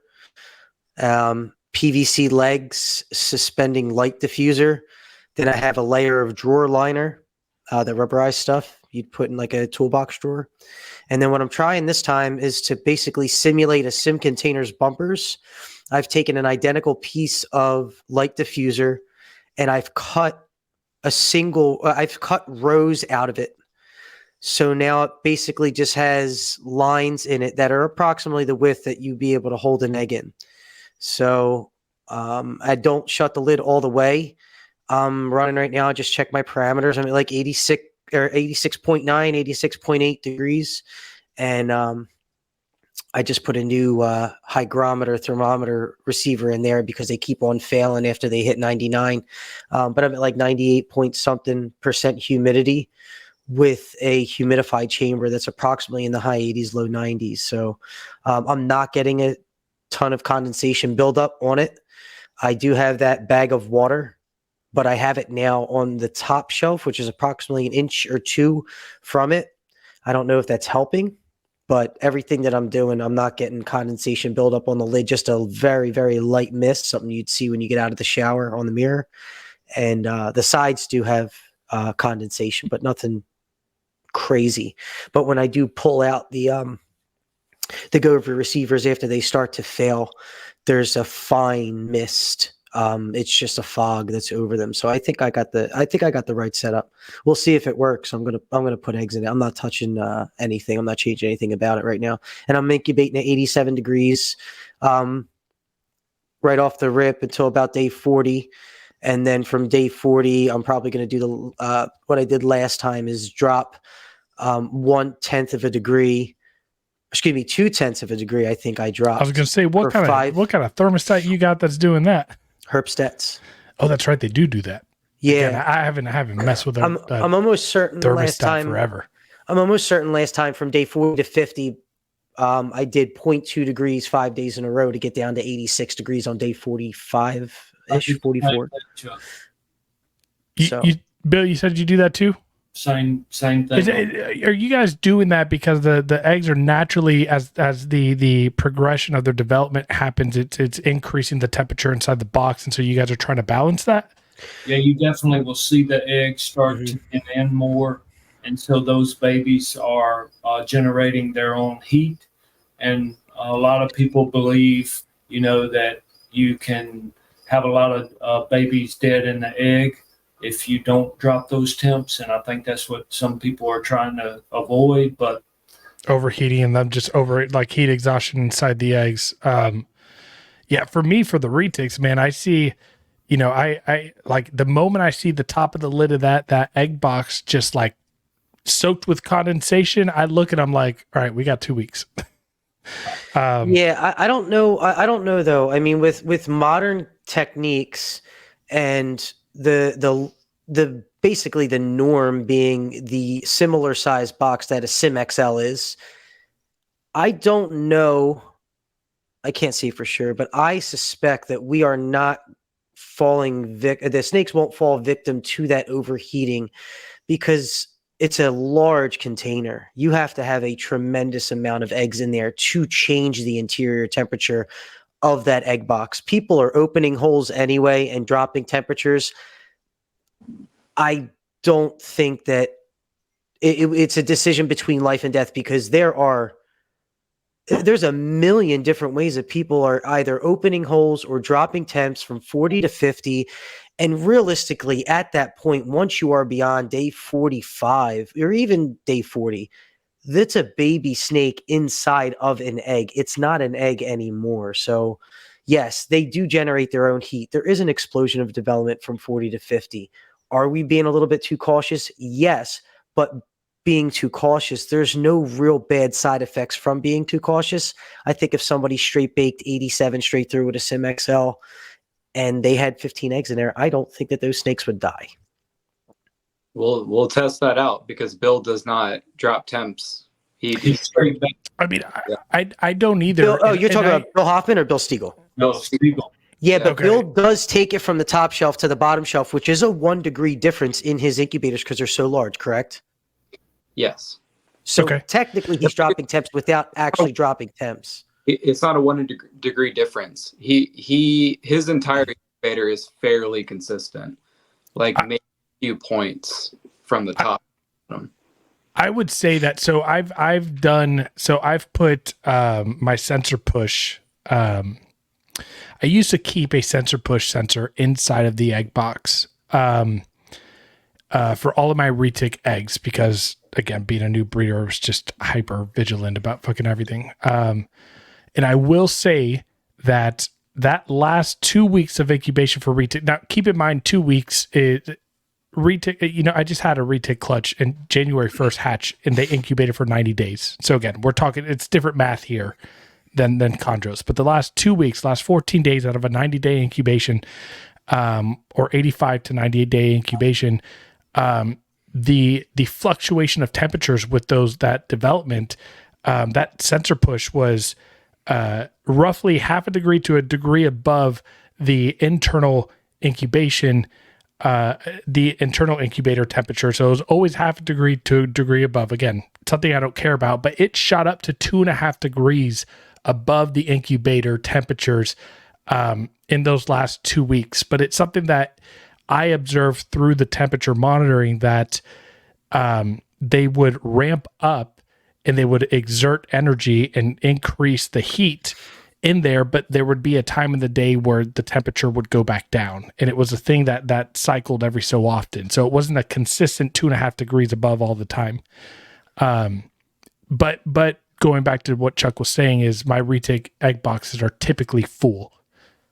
Yeah, there's not a lot of real estate, and there's probably not a lot of space in between your eggs. Yeah. I mean, No, a no, green no, tree python egg is just a little bit bigger than a grape, and realistically, nutsack, yeah. the average size clutch is right around 8 to 15 eggs. 8 don't take up an entire Sim XL. There's a lot of air and a lot of space to fill. I don't think those eggs could drastically change the temperature of that box in a normal size clutch. Maybe a little bit, but nothing that would be fatal to those animals. But you're not hurting it by lowering it. So why even play around and risk it? Yeah. That's just my Yeah. personal opinion. I mean, opinions are like armpits. Everyone has them. They all stink. So I would never try the bullshit that I'm trying to prove, but I don't think that, I mean, I think Bill has he straight bakes, and typically he's hatching 100%. I mean, Alex, what kind of hatch rate does he have? I can tell you that my hatch rate is not 100%, nowhere near it. My first hatch rate was like 40%, and my second clutch was like 30%. So, Bill's straight baking. What's his hatch rate? So I think that depends on, is it a good clutch or is Right. it? Yeah.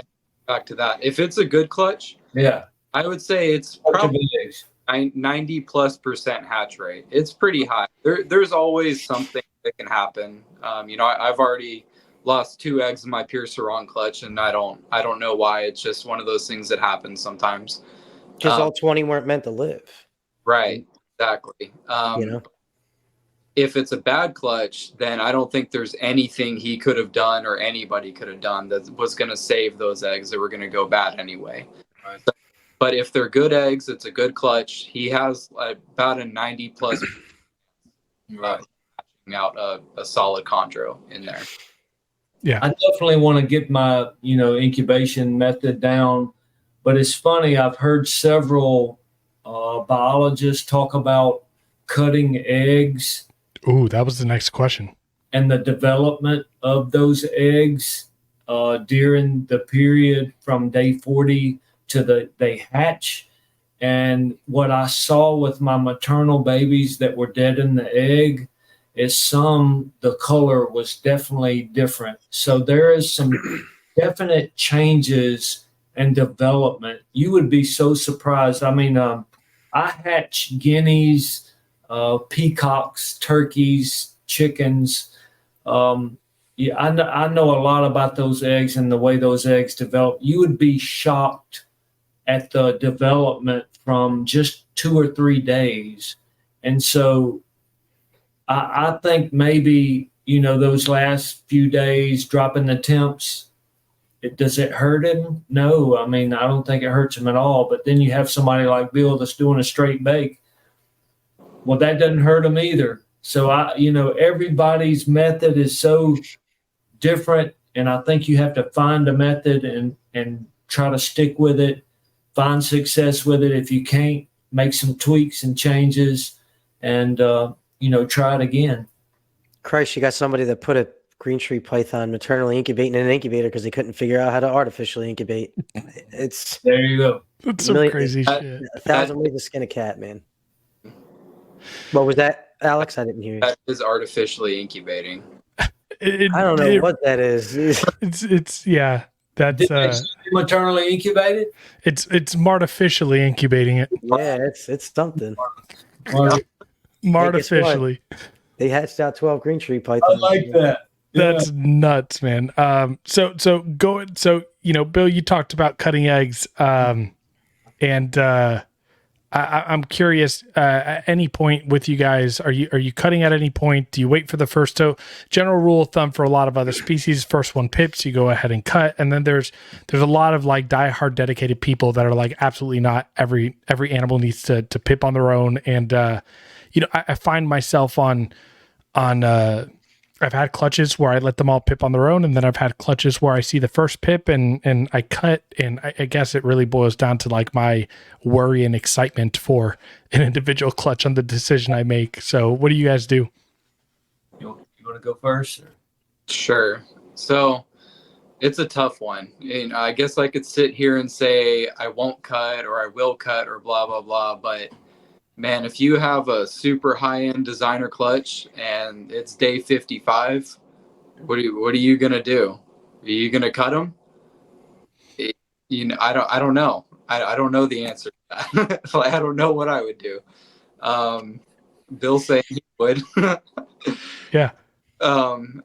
So Bill Stiegel's rule is wait till the first one hatches, then 24 hours after that, you put a little slit in there. Right. And I would What's little?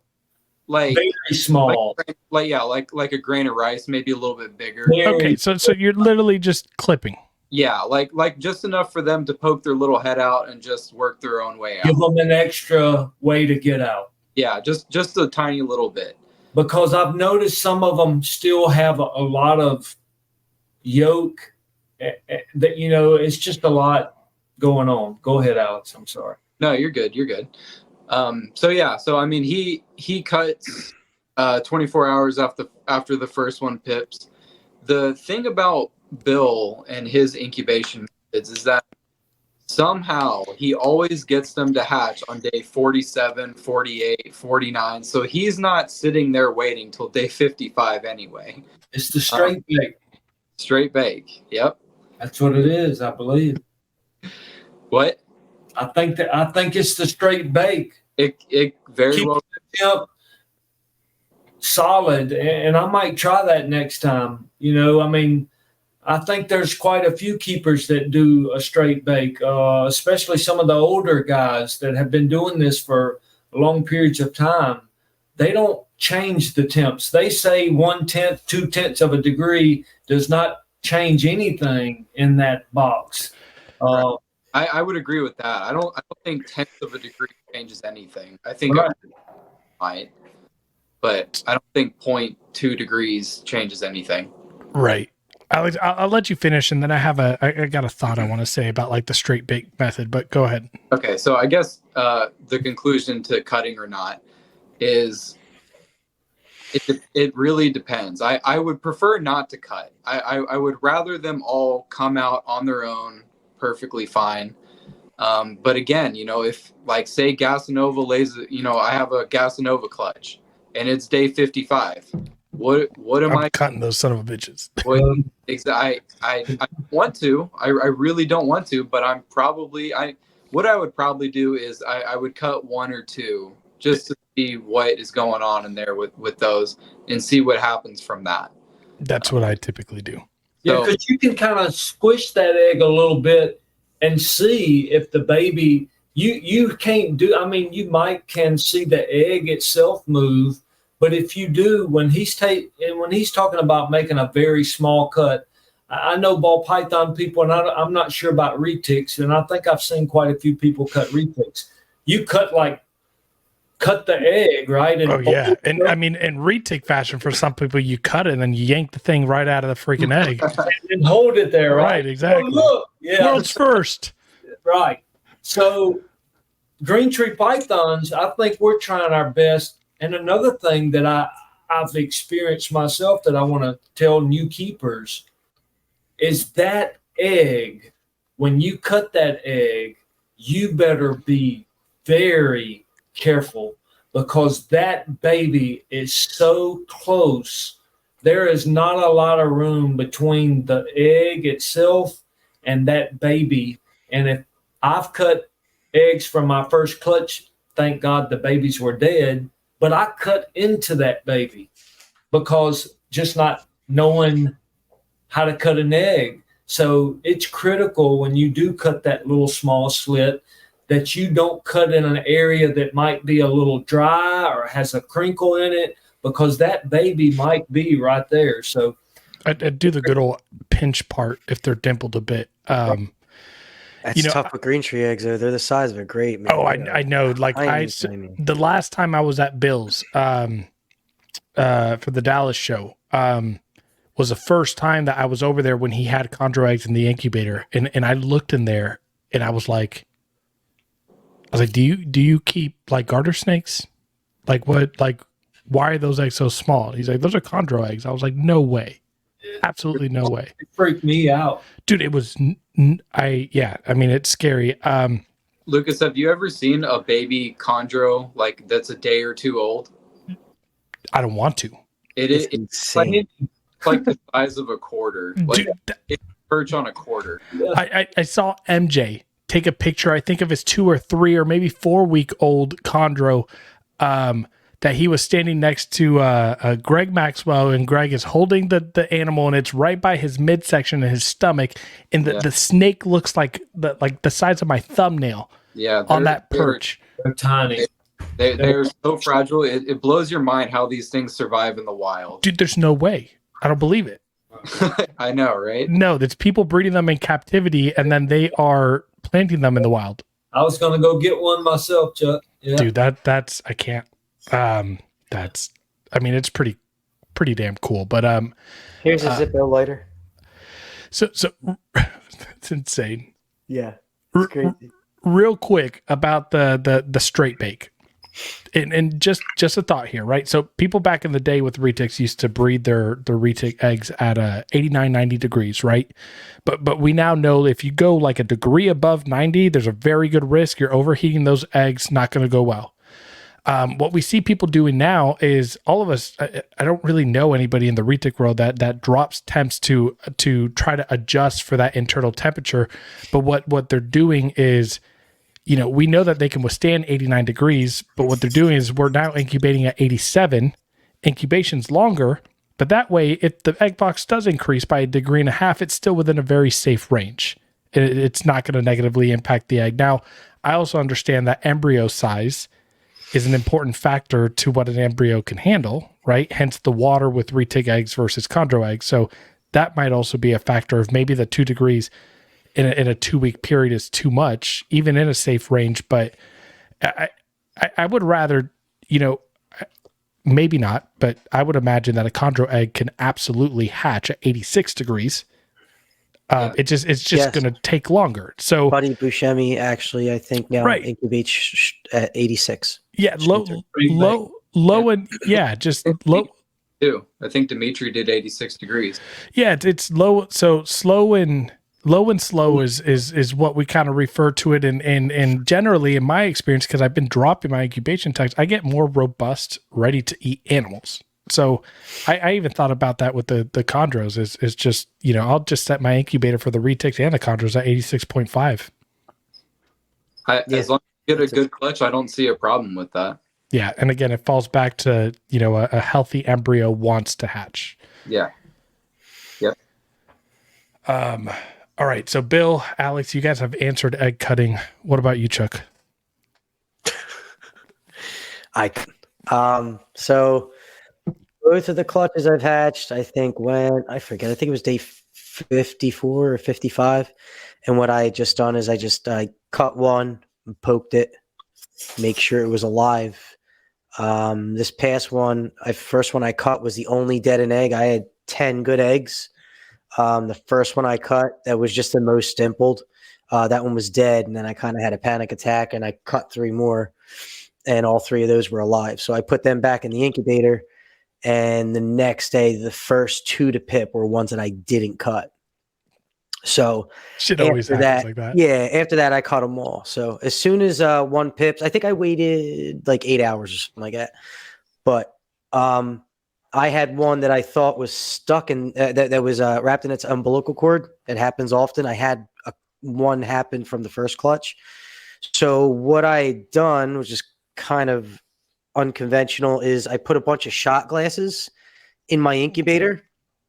And in preparation for this, so that the glass was up to temperature, and the one that I thought was tied up in a knot, I said, "What do I have to lose?" I mean, it's just an eggshell. It's a snake in an eggshell. It's not an egg anymore, really. And I cut it out of the egg, and it was not tied in the umbilical cord. It had a huge yolk on it.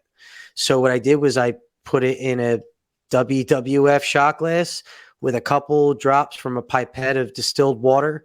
That snake spent about 24 hours in it, soaked up the rest of the yolk, and I still have it today. Just ate actually today because I think it's on Nice. meal 12 or something like that. Yeah.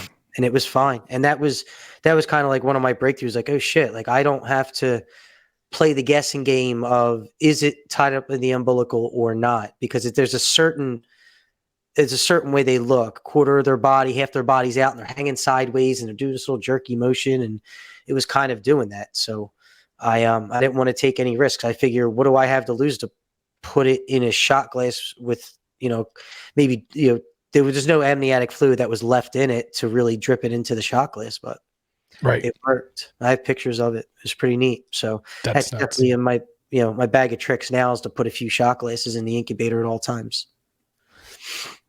I don't think anyone's ever heard that statement on a podcast.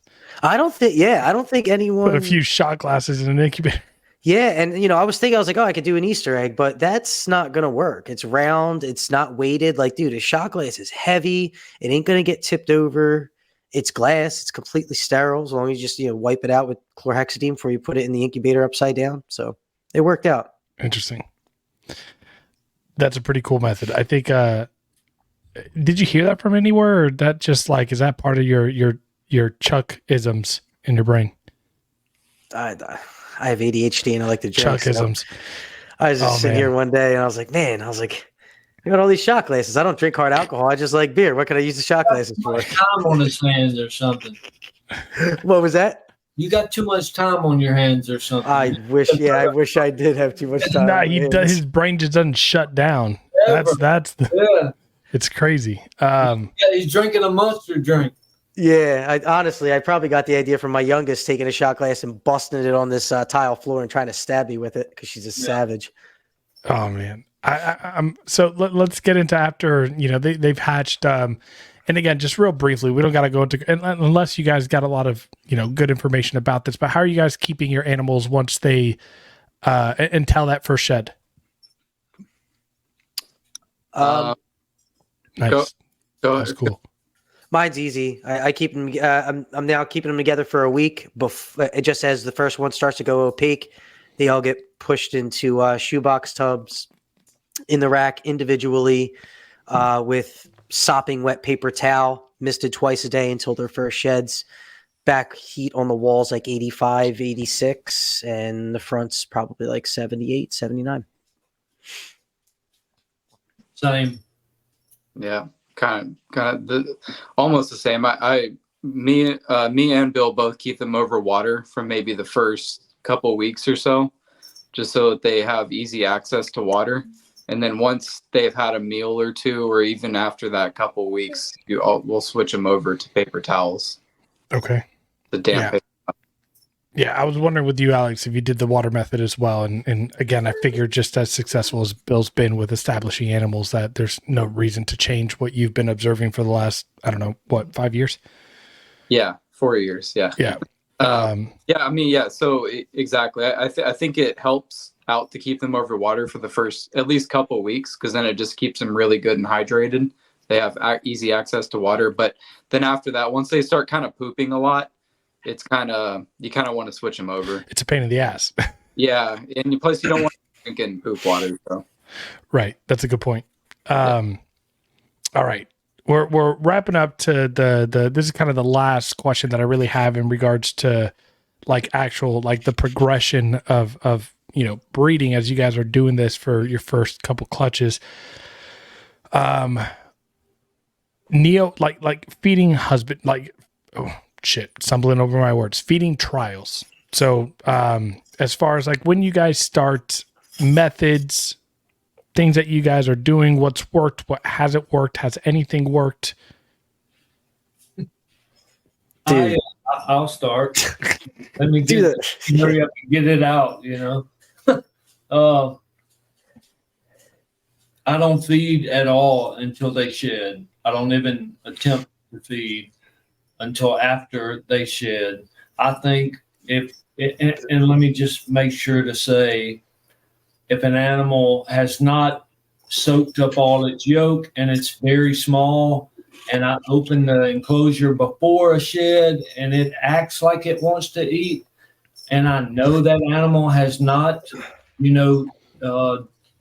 sucked up all of that yolk, I'm like, but other than that, no, I don't offer at all until after the first shed.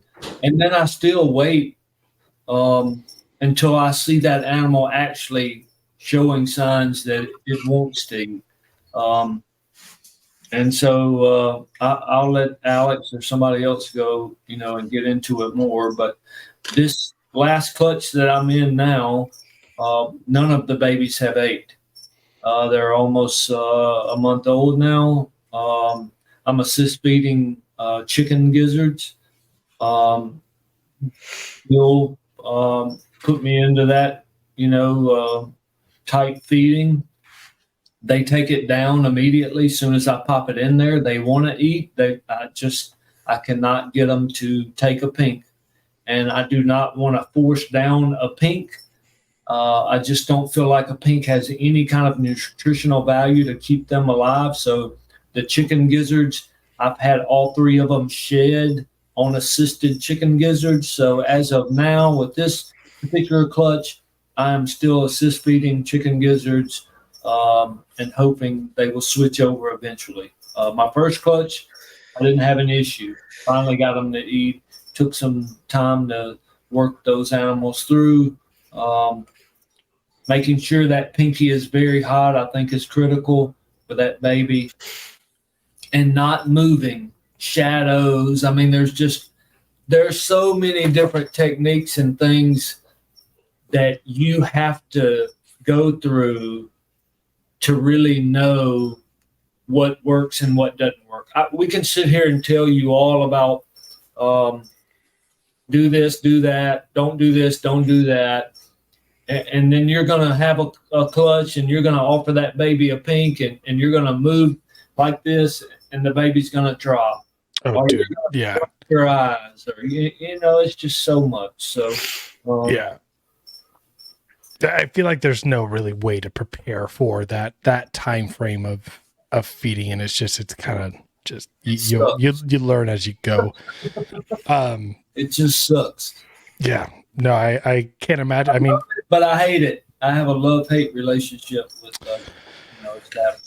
Right. It's a very, very different world with retics. Retics are just notoriously just like savage eaters. And so for me, I don't do assist or force feeding with my retics. And they are either going to eat, I'll offer them live, right? And I'll offer them different prey items. But if they are not going to do it, they just don't make it. But I don't have the conscience to do that with a chondro when chondros are not being, a chicken gizzard isn't flying across a chondro's face and a pinky mouse isn't flying across a chondro's face in the wild. And so it's almost like it's cruel to not want to try to get them like you brought them into the world and you're giving them options that don't exist where they're at. So it'd be messed up to take the retic approach for chondros. Who's doing the geckos? Right. Like that's something that was, it's funny. Me and Glenn McClellan got a clutch mate from Bill and we were talking about that. And then a few months later, MJ kind of just threw that gecko in there to test it out. And, and I was like, okay, so it does work. Yeah. Yeah. But the problem is, where do you get them? You breed them. Breed them yourself. Yeah. But that's the only safe bet. I mean, when you got a clutch right in front of you, you don't have that option. Right. So, And I think cold-blooded may have had him for a little while. I don't know if they still do. When you do breed them, how do you cycle that? Like, how do you make sure you have baby gecko right on time, right? When you have a clutch? I mean, there's just too many. Breed them throughout the year, and then as soon as they hatch, you freeze them. Yeah, I mean, and frozen thawed. And again, is it going to take a frozen thawed gecko, or does it need that stimulation of it bouncing and moving and jumping in the enclosure to excite it? But Chuck, what are you doing as far as fiend trials and rituals? Literal rituals, because I feel like we're over here like. I'm just going to concur with what Bill said. I got one that won't strike. Just from the last clutch, all the other ones are eaten, so it's getting chicken gizzard assists, but a lot. When I assist feed, I don't give it one mouse leg, I give it 4. if I'm doing mouse legs. I don't give it one sliver of chicken gizzard. It's getting two. I don't want to sustain it. I want it to progress. That snake is stuck in my opinion, which is probably, it's just an opinion, is that snake is stuck in some sort of developmental lull. So that snake needs to progress. You can't just keep it alive. It'll never grow. If it needs to shed through, through assist feedings, because it needs to develop more. A baby human doesn't come out walking right away. They need formula or their mother's breast milk to grow in order to learn how to crawl and walk. So my thing is, why am I just going to sit here and not allow this animal to progress and let it wither away to nothing and die when I'm taking a risk by giving it double, triple meals? And guess what? It's getting through shed cycles. Like Bill said, he's getting his through shed cycles. And guess what? If they don't progress through that, after they're growing and they're gaining more muscle mass and they're able to, their brain's developing and they're learning the wrapping technique, because you could see through feeding trials, a snake will not strike. And then when you keep good notes, the snake's then striking. Then it's striking and dropping. Then it's striping and wrapping and then dropping. And then it's finally striking and wrapping and swallowing it. So I feed a lot when it comes to assists. You're either going to live or you're going to die. You are not going to wither away to nothing and die a slow death. Work too hard to get them there. Yeah. Yeah. And I mean, you're beating the shit out of this thing with a minimalistic meal. You're negatively imprinting. That's my opinion. You're negatively imprinting. I'm with you on that. Yeah, you're negatively imprinting that prey, that smell. You're associating that with fear now. Yeah, and now they back up. You can see their little heads. My yellow right now, I've tried the beat method of, hitting it on the side, tapping it, and I'm not saying beating them up, but you can definitely tell that baby has a negative connotation with that little pinky. It pulls back. It doesn't want to strike. Now I can force it, but it strikes, defensively. It's not striking to hunt. A natural hunt, you can tell when an animal, especially a green tree python, when you see that little baby hunting, okay, this little sucker here is about to drill whatever and wrap it and eat it. You can tell, but when he's defensively striking and he's hunting. And somebody said this, I forget who it was, but you're basically teaching that baby how to hunt. Yeah. Yeah, 100%. You're teaching them how to do everything. The assist feeds, or you're teaching them how to swallow. The smell, the taste means repetitiously, muscle memory. That's why at my job, what I do, I train all the time because I'm on TAC team or, whatever the heck they call it. It's muscle memory. Instinctively, that animal, okay, it's in my mouth. My teeth are sunk into it. The smell I'm associating with food, I'm supposed to swallow this. Yeah. So it makes sense. My personal opinion about that, like feeding and stuff like that, is like Bill said, you got these idiots that go in there and they're like, bam, bam, bam, bam, bam. As soon as you open up the tub, like, no, go in there soft, play cat and mouse. Right. There's a reason why house cats are the most dangerous predators in the world, because things run away from them and they play with them and kill them and don't even eat them. So I go in there with a hot prey item and then let the snake smell it. I pull it away. No, you can't have that. Close the enclosure. Yeah. And they're like, shit, what was that? That smelled good. And then you go back in there and then next thing you know, boom, they smack it because they don't want it to get away. They want to bite it to see what it is. And then boom, instinctively wrap and they eat it. You come underneath of them. You don't just beat the shit out of them from the top. That's just dumb. Like, it's just you being impatient. I thought the technique was haymakers at the fucking Chondros. Some people Alex said that. About to tell us all about how he beats the shit out of all of them and gets them to eat. Watch. Alex throws them against the wall with a mouse. Bro, if I was Bill, man, and you're trying to get a snake to eat for freaking months, and then you send it over to Alex, and that first night, Alex is like, hey, I got it. I'll send it back to you. I'd be like, what the? You know what works great too, Bill? You know what works great? You just get it, and you tap them a couple times to wake them up, and then their tongue goes, and then just put it, and then you push right on the tip of their nose, and they go like this. That And works for They start retics to too. lean into it, and they just some of them eat it right off the tongues. They don't even wrap. They don't even wrap it. Like that's fine. Hey, if that's how you want to eat, you're eating on your own. Alex, I'm interested to hear your methods.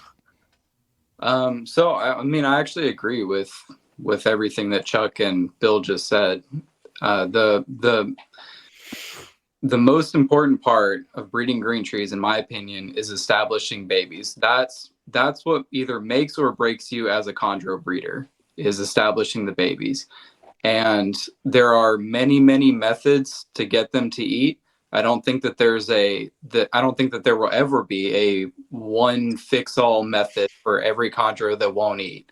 I think that you have to have an arsenal of tools in your belt, and you have to go down the list of every single one of those things, and you have to try different variations of those things. You have to try them at night and in the morning and in the middle of the day and all this other stuff.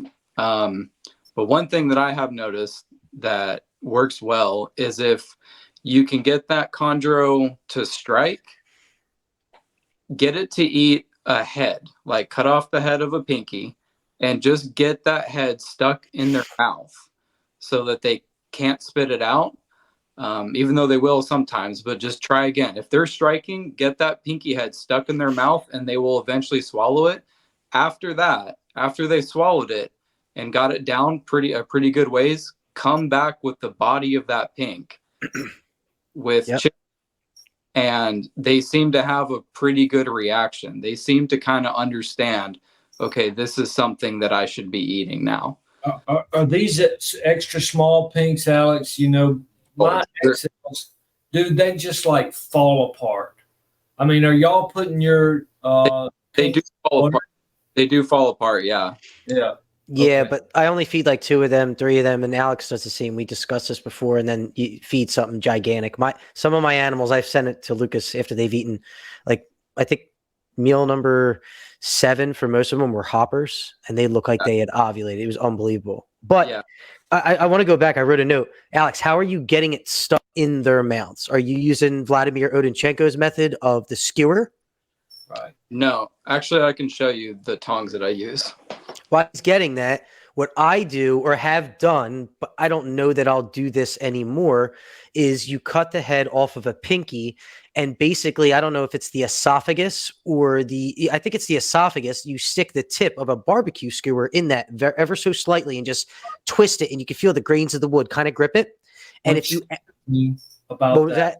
What scares me about the skewer or the toothpick, and I broke the ends of the toothpick off from the sharp end, because if that animal does strike, I'm afraid that skewer or toothpick is gonna jab them in the mouth. You know, I've never had it happen. I mean, I don't think that it's impossible, and I think it's a valid concern. But at that point, you know, risk versus reward. You know, I put it on ever so slightly. I don't jam it on there. They have to be able to rip it off. It has to be able to get stuck. But you got to, like the head, you got to tilt that the nose towards theirs, and it's got to get stuck. As they strike it, you kind of like jab it and pull, and it gets stuck, and they can't do shit with it on the perch. And then, yes, Alex, you can follow right up after they've got that swallow method down, and they do take another meal again. So yeah, you basically just answered the question you asked me. These are the tongs that you use for feeding baby pinks. I don't know if you can see that. Mm-hmm. You see how small those are? Yep. You can literally just grab the tip of a head and you can wiggle it around quite a bit, and it's not going to fall off. You can tap the chondro with it, and it's not going to fall off. Kind of like, because I've tried the skewer method, and the head just ends up falling off the skewer, and it's kind of annoying. So these tongs work really well. I think that these are a must if you're establishing chondro neos.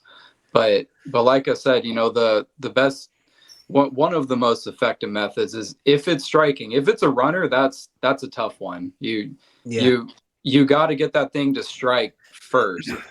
but you got to get a baby to crawl before it can walk. So you Right. got to get that thing to strike before it's gonna eat anything. So yeah, I mean, there's just a lot of different methods, and you kind of just have to go down the list. You have to talk to different people and see what they do, and you just have to try different things. That's really the only way. But the biggest thing to remember is that with enough time and enough patience, they will eventually eat. You just 95% of them, as long as it's a healthy green tree, will eat at some point. You just have to find out what triggers them. Correct. Right.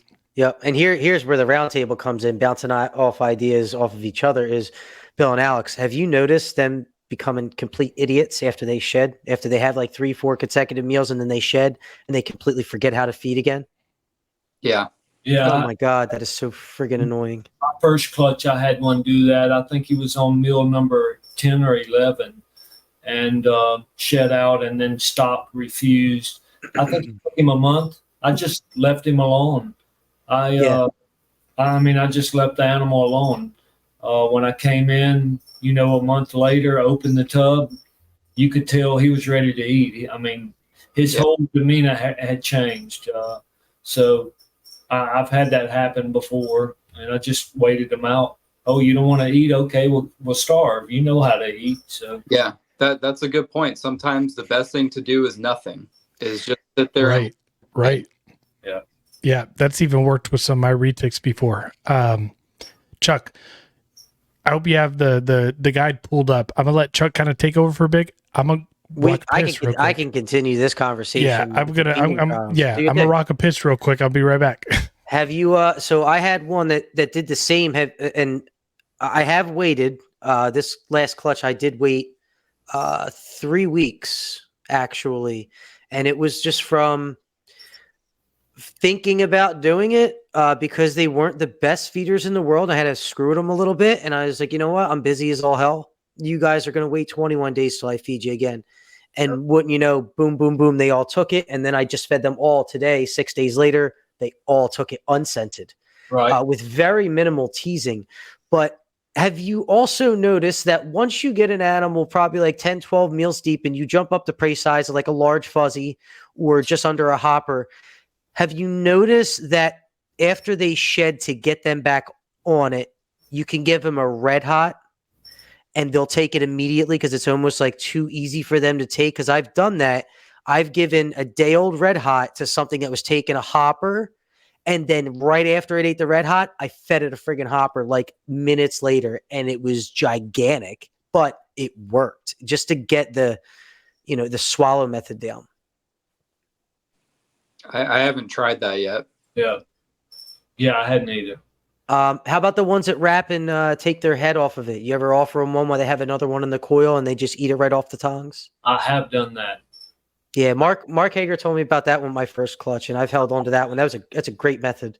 Are you talking about like they wrap it and then like leave it, just hold it forever? They just hold it, but they eat the one on the tongs while they're still wrapped up on the other one. Right. Yeah. I've had to. Yeah, I just had to do that because Bill's in Scotland right now, and I had to feed all of the Neos, and I had baby. Huh? Feed my baby. Michael Majoris did that, but he had one that grabbed it, wrapped it, took its face off of it. He fed it another one. It ate that, and then kept on going and ate the other one right in a row. Yeah. Like they lined right up. That's happened. Yeah. I've heard that. If while the other one is eating, like say you feed it another one because it's just playing around with the first one, I like to grab the one that it wasn't eating out of its coils while it's eating that first one so that it doesn't. I've done that before. Yeah. Aren't you scared about spooking it and causing a regurgitation or having it back out of like the one that has halfway down? No, because it like literally this is already kind of like a somewhat established neonate, like it's like a couple Had a few pills. Yeah, and it's just like messing around or whatever. But like literally as soon as it wraps it, like I'll go up and grab that second one. Gotcha. Because sometimes you can't. Sometimes you got to beat the crap out of them because it turns to mush. It depends on the situation. So if I can't get it out, then I'm just gonna leave. But if I can get it out, then I'll grab it. Right. Yeah. I love how in depth we've gotten into just like the feeding trial and the different, and to be honest, this is something that could probably take an hour and a half long episode if we have enough people on to talk about the different ways and methods of feeding and what works, what doesn't. And Alex, you made a statement like this is what makes or breaks Chondros breeder. And I'm over here and fully concerned about the incubation process, but I really think the testing the patience aspect goes back to getting these animals established. And I know that that's going to be a test for me. Chuck, your feedback and your suggestion on, it's not just it's not about like surviving and maintaining, but progressing and growing, right? And so I think that's the first time I've heard like the idea of like it's not just one thing I'm feeding two of or three legs or two gizzards because you want it to go through that shed cycle. I've noticed that too with some of my retics, they some of them will pull it together, and early on when I did assist feed some of them, sometimes it just takes a developmental stage of a certain size for them to just figure it out, right? And so with green tree pythons, I mean, I really think you can tell with the baby. When you open that tub, it's something about them. You're like, man, that's not the same little snake that was over there. It's something about them. I can't explain it. For someone who establishes, and Alex is right. There are several people out here who have successfully hatched green tree pythons, but have not successfully established green tree pythons. And I think that is the most important part of the process. I mean, you cannot say that I can breed green tree pythons if you cannot keep them alive. So it's critical in that stage. And there's just so many different ways about it. I think you'd have to just, as Alex said, have a bag of tricks and use everybody's technique, because every one of those animals are different. Every one of them react a different way. So yeah, go ahead, Chuck. To be successful in green tree pythons, I say it all the time, they are the most progressive species that are being bred and kept. And you have some people that say, and I quote, "I will not experiment with my collection." Well, guess what? I'll be looking at you in the rearview mirror as everybody else that are my peers who I respect, who that breed, try new things. Look at Bill Stiegel, extremely successful, the mayor of Chondro town. And look at everyone trying chicken gizzards now because he tried it. You got to try new things. It's not necessarily experimenting if you have a brain in between your ears. It is taking calculated risks with not very little risk and applying positive theory and trying new things, because so many people are so afraid to try something new because these things are so few and far between that any experiment you run is all anecdotal evidence. There is no such thing as an experiment and a control group with these animals. You'll never have it. No. So try new things that won't severely have a downside to trying them, and make sure you try to progress in the hobby. That's the only way anyone has ever made a name for themselves in anything, is by taking risks and trying new things. I do know the substance of the chicken gizzard compared to the pink.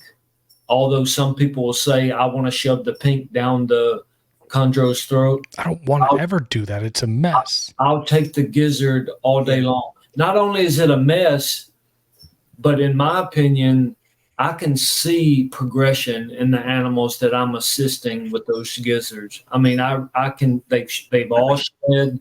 They look good. They look healthy.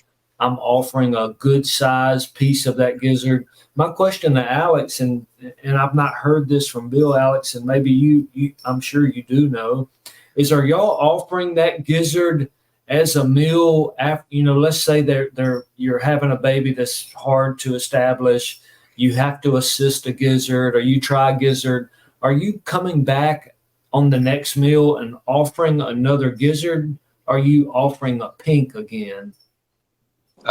Bill will mix it up. So he'll do a pink one week, an ASF the next week, a gizzard the next week, and then maybe rotate around that. He won't keep it just on like back-to-back gizzards or back-to-back pinks or whatever. He likes to mix it up a little bit. Right. Since Yeah, that makes sense. I feel like, and again, my brain's spinning here, but if you're gonna put a gizzard in its mouth and it's gonna go through the mechanical motion of actually swallowing it, it's deciding this is a source of food, right? Because there's assist feeding, there's force feeding, right? And it seems like what a lot of people with green tree pythons are noticing with the gizzards is that it's more of an assisted process. You're not shoving the gizzard all the way down to the stomach and pushing it down. They eventually start to mechanically eat it. So for me, in my brain, it makes sense to offer it up as a prey item. Yeah. I think that's key. Yeah. And I also think one of the most important things to remember is to get them off of pinks and although I do say a gizzard is much better than a pink, I would say you still want to get them off of pinks and gizzards as quick as possible. Like if they eat right off the bat, within probably a couple months or something, 6 to 8 weeks, they should be eating something with fur. Right. Mm-hmm. Like they should be eating a full rodent. Get them to hoppers as soon as possible. Yeah, get them that as soon as possible, because the further away you get away from that stuff, it seems like the less chance of them prolapsing. Right. Yeah. Or at least a very far developed fuzzy, right? That's got some fur on it. As big as you can get it. Like as right. big as you think they can take, then I would give them that until they are a good size, until they are in that kind of safe range. Right. So let me ask you guys this. We've been talking about this for a while. I want to wrap up with these last two sections here, but I want to just kind of, one of the questions was, what's the hardest part about breeding green tree pythons? I want to say that you guys are going to say establishing neos, considering how long we've just talked about this, but does anybody think there's another portion or part of breeding chondros that's more difficult? Yeah. Incubating the eggs. Okay. Yeah, so that again, it's just like one or the other. Both of them seem to be hurdles. I agree with Chuck wholeheartedly. Incubation and establishing. I mean, Bill Stiegel said it best. It seems we always go back to Bill. Bill said on one of these shows, I forget who it was, he says, pairing green tree pythons does not mean that, you're getting an ovulation or something of that sort. Eggs doesn't mean you have babies, and babies doesn't mean that you're going to establish, green tree python. So incubation and establishing for me you can throw two snakes in there. They're naturally going to do their thing if you can watch that process. So yeah, I'm with Chuck on that one. Incubation and establish. Eggs are the bottom of the ninth. When the babies hatch out, you have unlimited innings to finish the game because you keep on feeding them assist meals. You have a timed amount of time to get those eggs correct. There's no such thing as assist feeding an egg because your incubation wasn't right. Right. You got to call Mariano from the bullpen. Yeah. There are 72 green tree pythons available on Morse Market. Right. Yeah. And how many of those? Half of them, if not more, are imported. Exactly. Yeah, that's not many. 72. Alex, what about you? Hardest part? I mean, I would probably say waiting for females to get up to size is the hardest part. Oh my gosh, patience, man. Yeah. Them as neonates and Think about it. watching them for 5 years, just as life goes by, waiting for them to get is the hardest part of breeding green tree pythons. Dude, I don't remember dreams hardly ever, not a nightmare type of person, man. But let me tell you, over the since September of starting this chondro journey, I can count like 3 or 4 times of remembering waking up distressed because I'm having a dream that all of my damn juveniles and neos I bought are males. That's good. That's good for me. I hope they are too. Hey, You said a couple here. I need some they're males. breeders. Yeah, if they'll breed, you know.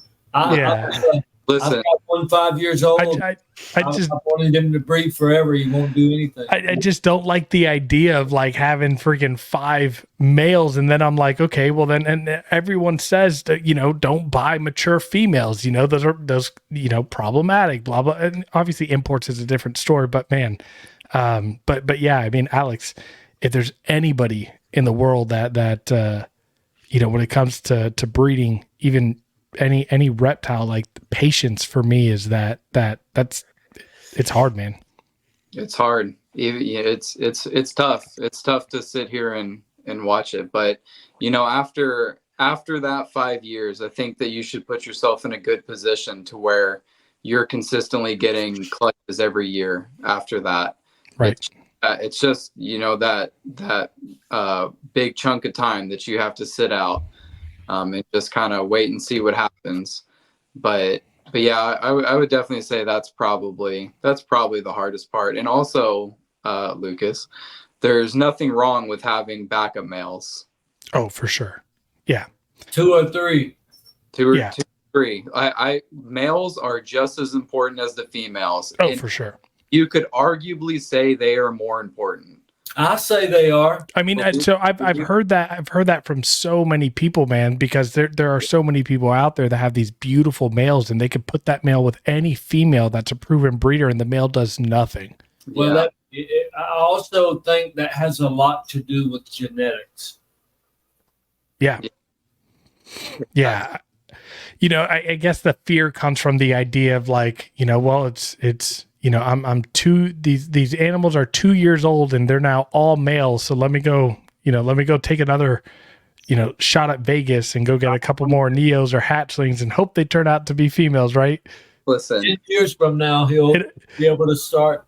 It'll happen. I'm looking at sheds little by little, and as a matter of fact, Alex, the Bills animal that I have that's going through its cycle it's showing signs of female. It's holding on to its feces a little bit longer, and the sheds have kind of come back. That, you know, I'm seeing that discoloration at the bottom, but it's not looking like distinct. You know, obviously, when people are using sheds as a way to sex, you know, you can never confirm a female. You can only confirm a male, but some of the behaviors are leaning towards female. you can confirm a female. Well, yeah, over, you know. You can from a shed for sure, but like the for sure way is that male. Right. Okay, Lucas, I want to say, from what that snake looks like, I would put money that snake is a male. Oh man. No, that's a good thing. A designer at that caliber, the way it's looking, I would love for it to be a male. You want that snake to be a male. That is going to be a quality breeder. That is a Jaeger offspring male that has very high black. Yeah. No, I mean, if it's a male, that's a dream come true. I would. You can send it to me, Lucas. We'll talk. That's it. I quit the show. I'll also say, don't turn your back on Craigslist Beox. Like, oh, I'm a big fan of imports, man. Yeah, don't turn your back on imports. You know, it's. I'm a big fan, dude. I'll tell you right now. I added 4 subadult females to my collection in the past 2 months. Yep. I'm waiting on Dan to send me this massive portfolio of imports that he just brought into the country. All right. Well, keep an eye on it because he's sending me that too. So yep. you better get on it quick. We're all on the yeah. That's correct. Yes, I had to start paying for a Patreon. So yeah. No, I mean we're there. I'm pretty. I got between carpets, Pertains, Carinata, and other animals I'm getting from him. I feel confident that I should be able to get some at least subadult females. Yeah.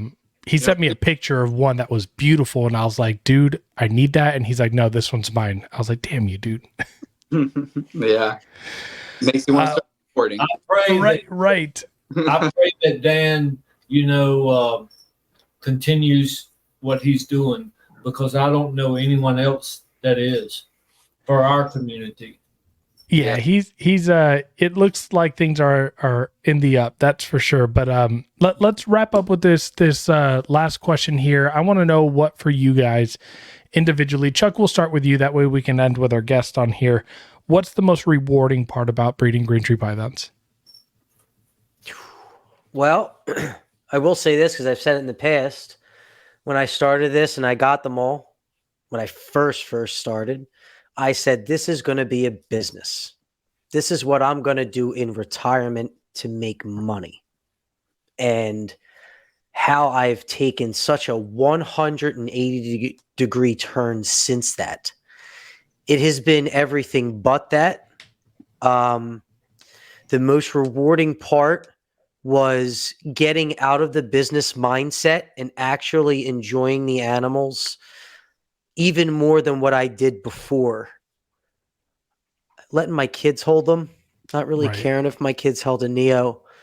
The friends that I've made, and Alex and Bill and Mike Majoros and Sammy and a couple other guys, is Lupe, Ruben, you. It's unbelievable to be closer to some of you guys than people that I see every single week. And I don't know. Like, I hate to sound like a douchebag, but we're the SWAT team of reptile breeders, being green tree python breeders.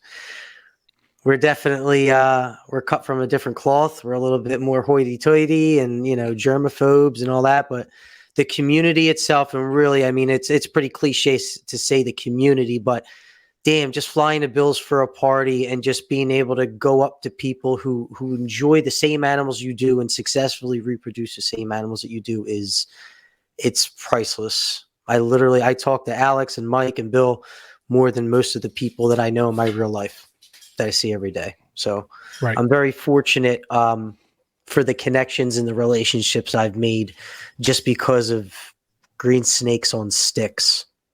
Literally. Yeah. Awesome answer. Let's just go below right there. Alex, most rewarding part about breeding green tree pythons? And I would probably say seeing your snake that you produced in somebody else's collection and in them enjoying that. That's a cool thing. Them posting that on their stories and on their account, their main account, and just everything, and just seeing them enjoy something that you produce is pretty awesome. Honestly, I really like that, and the people are also good too. Chuck's all right. Alex, I'll echo that. That is a very good feeling. Whether green trees or other species, you see people posting them, it feels good.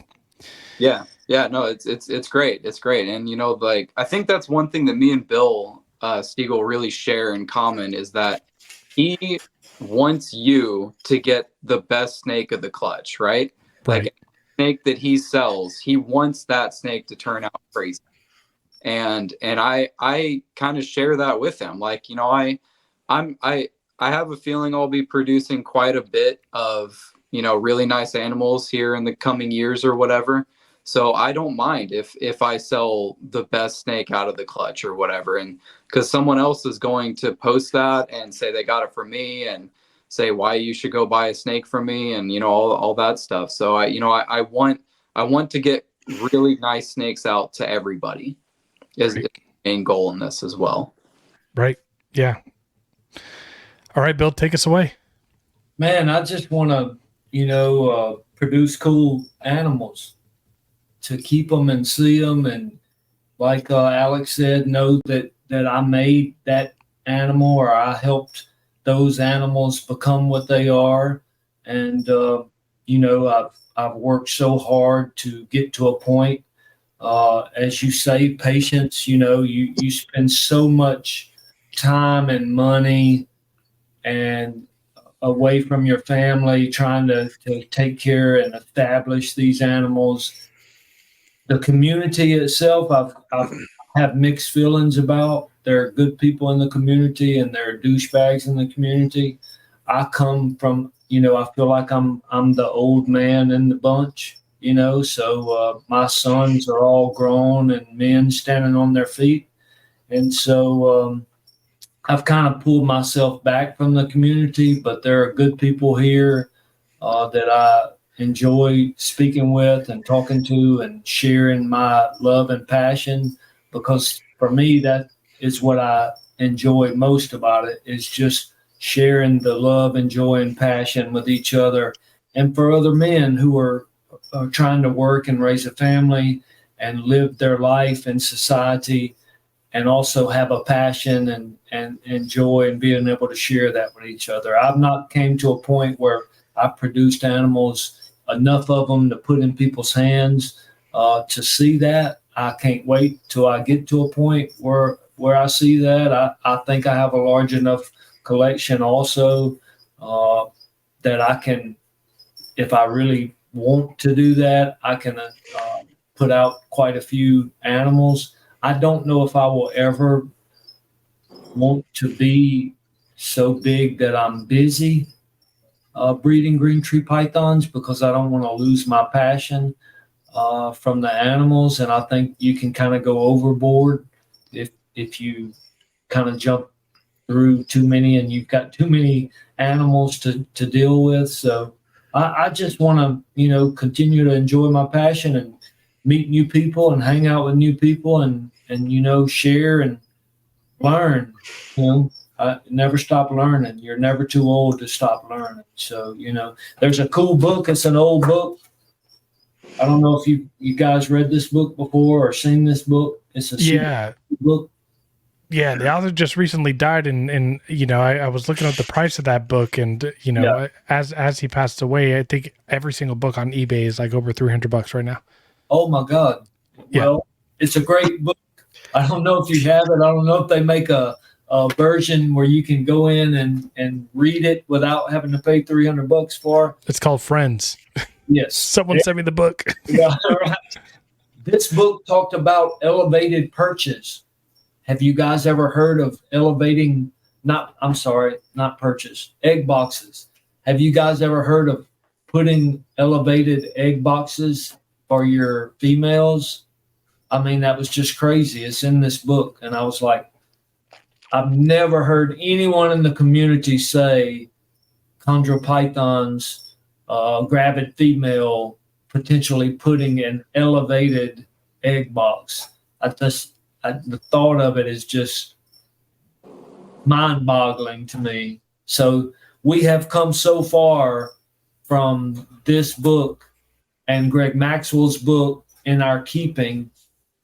Our generation of keepers are so much more prepared, and there's so much more knowledge out. Those founders, although they killed a lot of chondros, helped us be where we are today. So, I appreciate the people like that. I appreciate all you guys. I learn something new every time I talk to people, and, I just want to keep doing that. Right.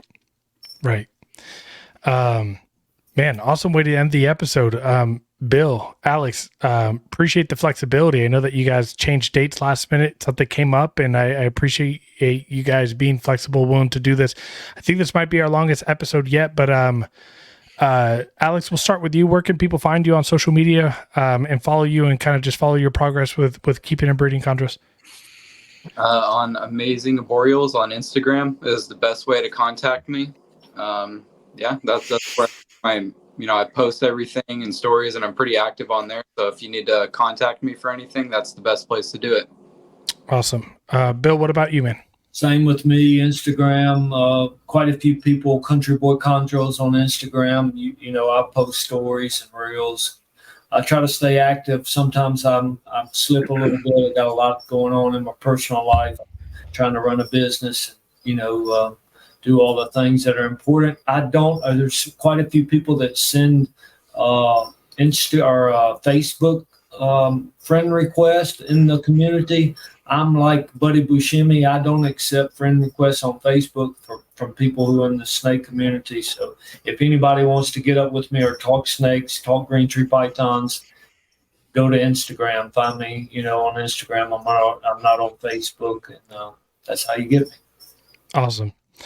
Fellas, thanks again. We'll definitely be having each of you on in the future to come. But Chuck, got anything to say before we send it to the back and wrap up? No. Thanks for stopping by, guys. Appreciate it. Yeah. Thanks for having me on. It was awesome. Yeah. Time.